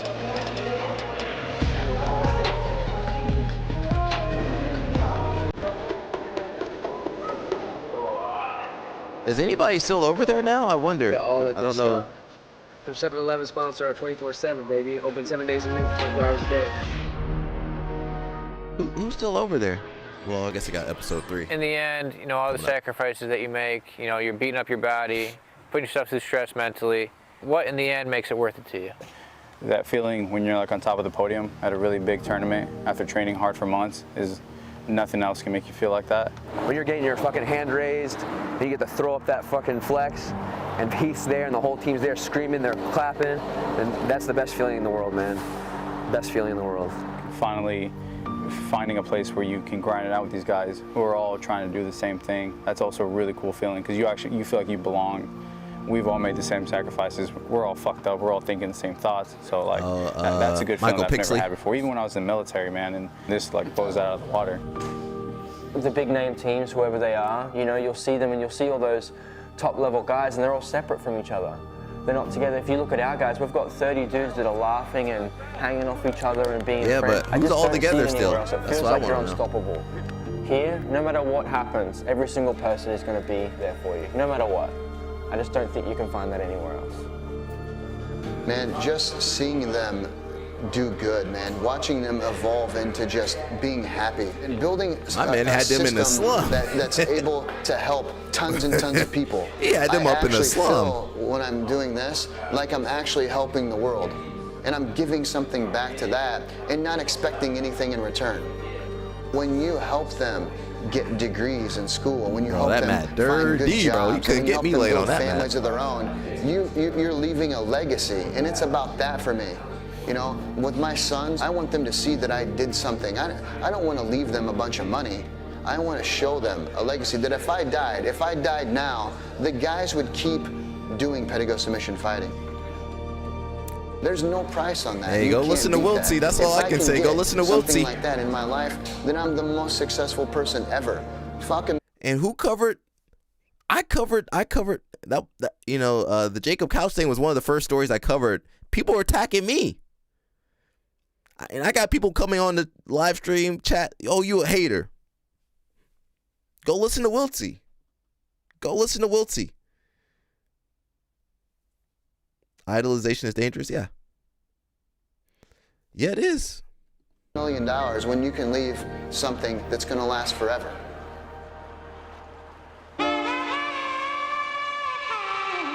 Oh, we got a Confederate flag over there. A lot of people ask me. Let me go back. Uh-oh, we got a Confederate flag right there next to the gym. Right there in that cart. All right. So like a lot of people ask me like, why is Flo coming to Mount Vernon, Illinois? I just say, listen, I truly believe that pedigo submission fighting is what jiu-jitsu truly stands for. Not everybody has the options to be a good-looking blonde-haired guy that lives in their parents' rental house out in San Diego. They get to train 3 times a day and get free chirotherapy and all that stuff. I don't even know what that shit is, but they get all that stuff. These guys are what jiu-jitsu really is. These are working class people. They have real jobs. These are the people that support jiu-jitsu tournaments. You know, when you get on there, you think about the really big names, but they don't realize the big names aren't what really make our sport. You know, it's the lower belts, the blue belts, the purple belts, the brown belts, the white belts. That's what jiu-jitsu is about. Jiu-jitsu is about family. Jiu-jitsu is about being a part of something bigger, and we are that. You know what I mean? No, we don't have huge names. No, we don't have the nicest gyms, but we are real. This is raw. This is what it's all about. You know what I mean? You know, everything's not New York City. Everything's not California. You know, there's millions of people that do jiu-jitsu that are in the Midwest. And, you know, we can compete. We can compete with them. Flow is here because we represent all of those people. We represent the working class Americans that do jiu-jitsu. Hey, Kathy, what's up? Yeah, it's reality, right? It's reality.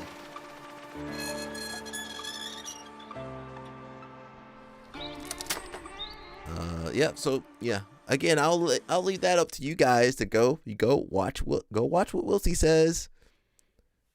I'm not saying believe anybody, but you can listen to different sources of information. You don't have to get everything from me or Flo.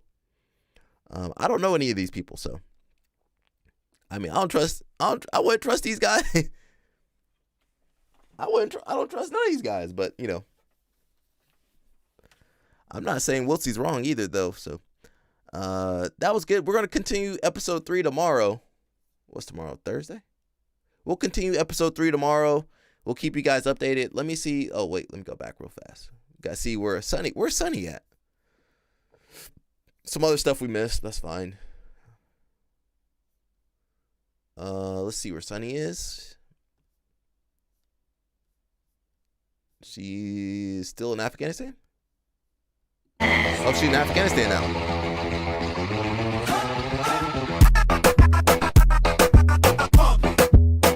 Okay, she went from Iraq to Afghanistan. We don't know what the heck she's doing.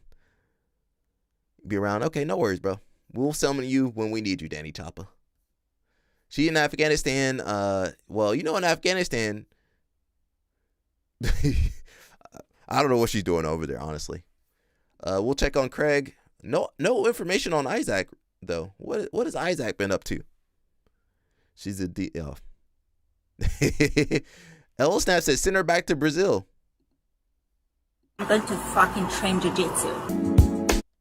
She might need to go back to Brazil.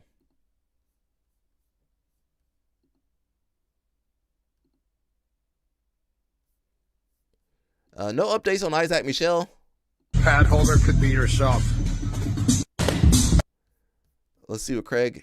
You know, Craig been on the case, but it looks like the case is going cold. He says, if I got to show up to jury selection, she need to show up to court. That's true. That is true. Working at Connie Wasabi.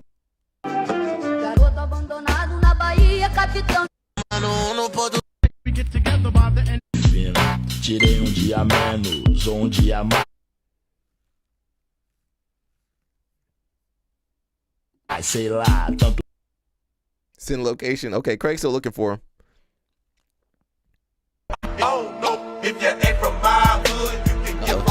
He said, why is she in those Middle Eastern countries? I don't know. We don't know. I don't have the answer for that one. So it says, stay put in Bondi, Isaac. Oh, somebody looking for Isaac. Just letting you know, I saw Isaac in North Bondi like 2 minutes ago in Sydney. Uh-oh. Come back, maybe. If anyone knows the woman he was spotted with today, please confirm she's okay. Oh, he was with the girl? They keeping tabs on you, bro. All right. That's it, everybody. Thank you. Big shout out to CP. He was gracious enough to come onto the live stream and talk to you guys for a little bit. Oh,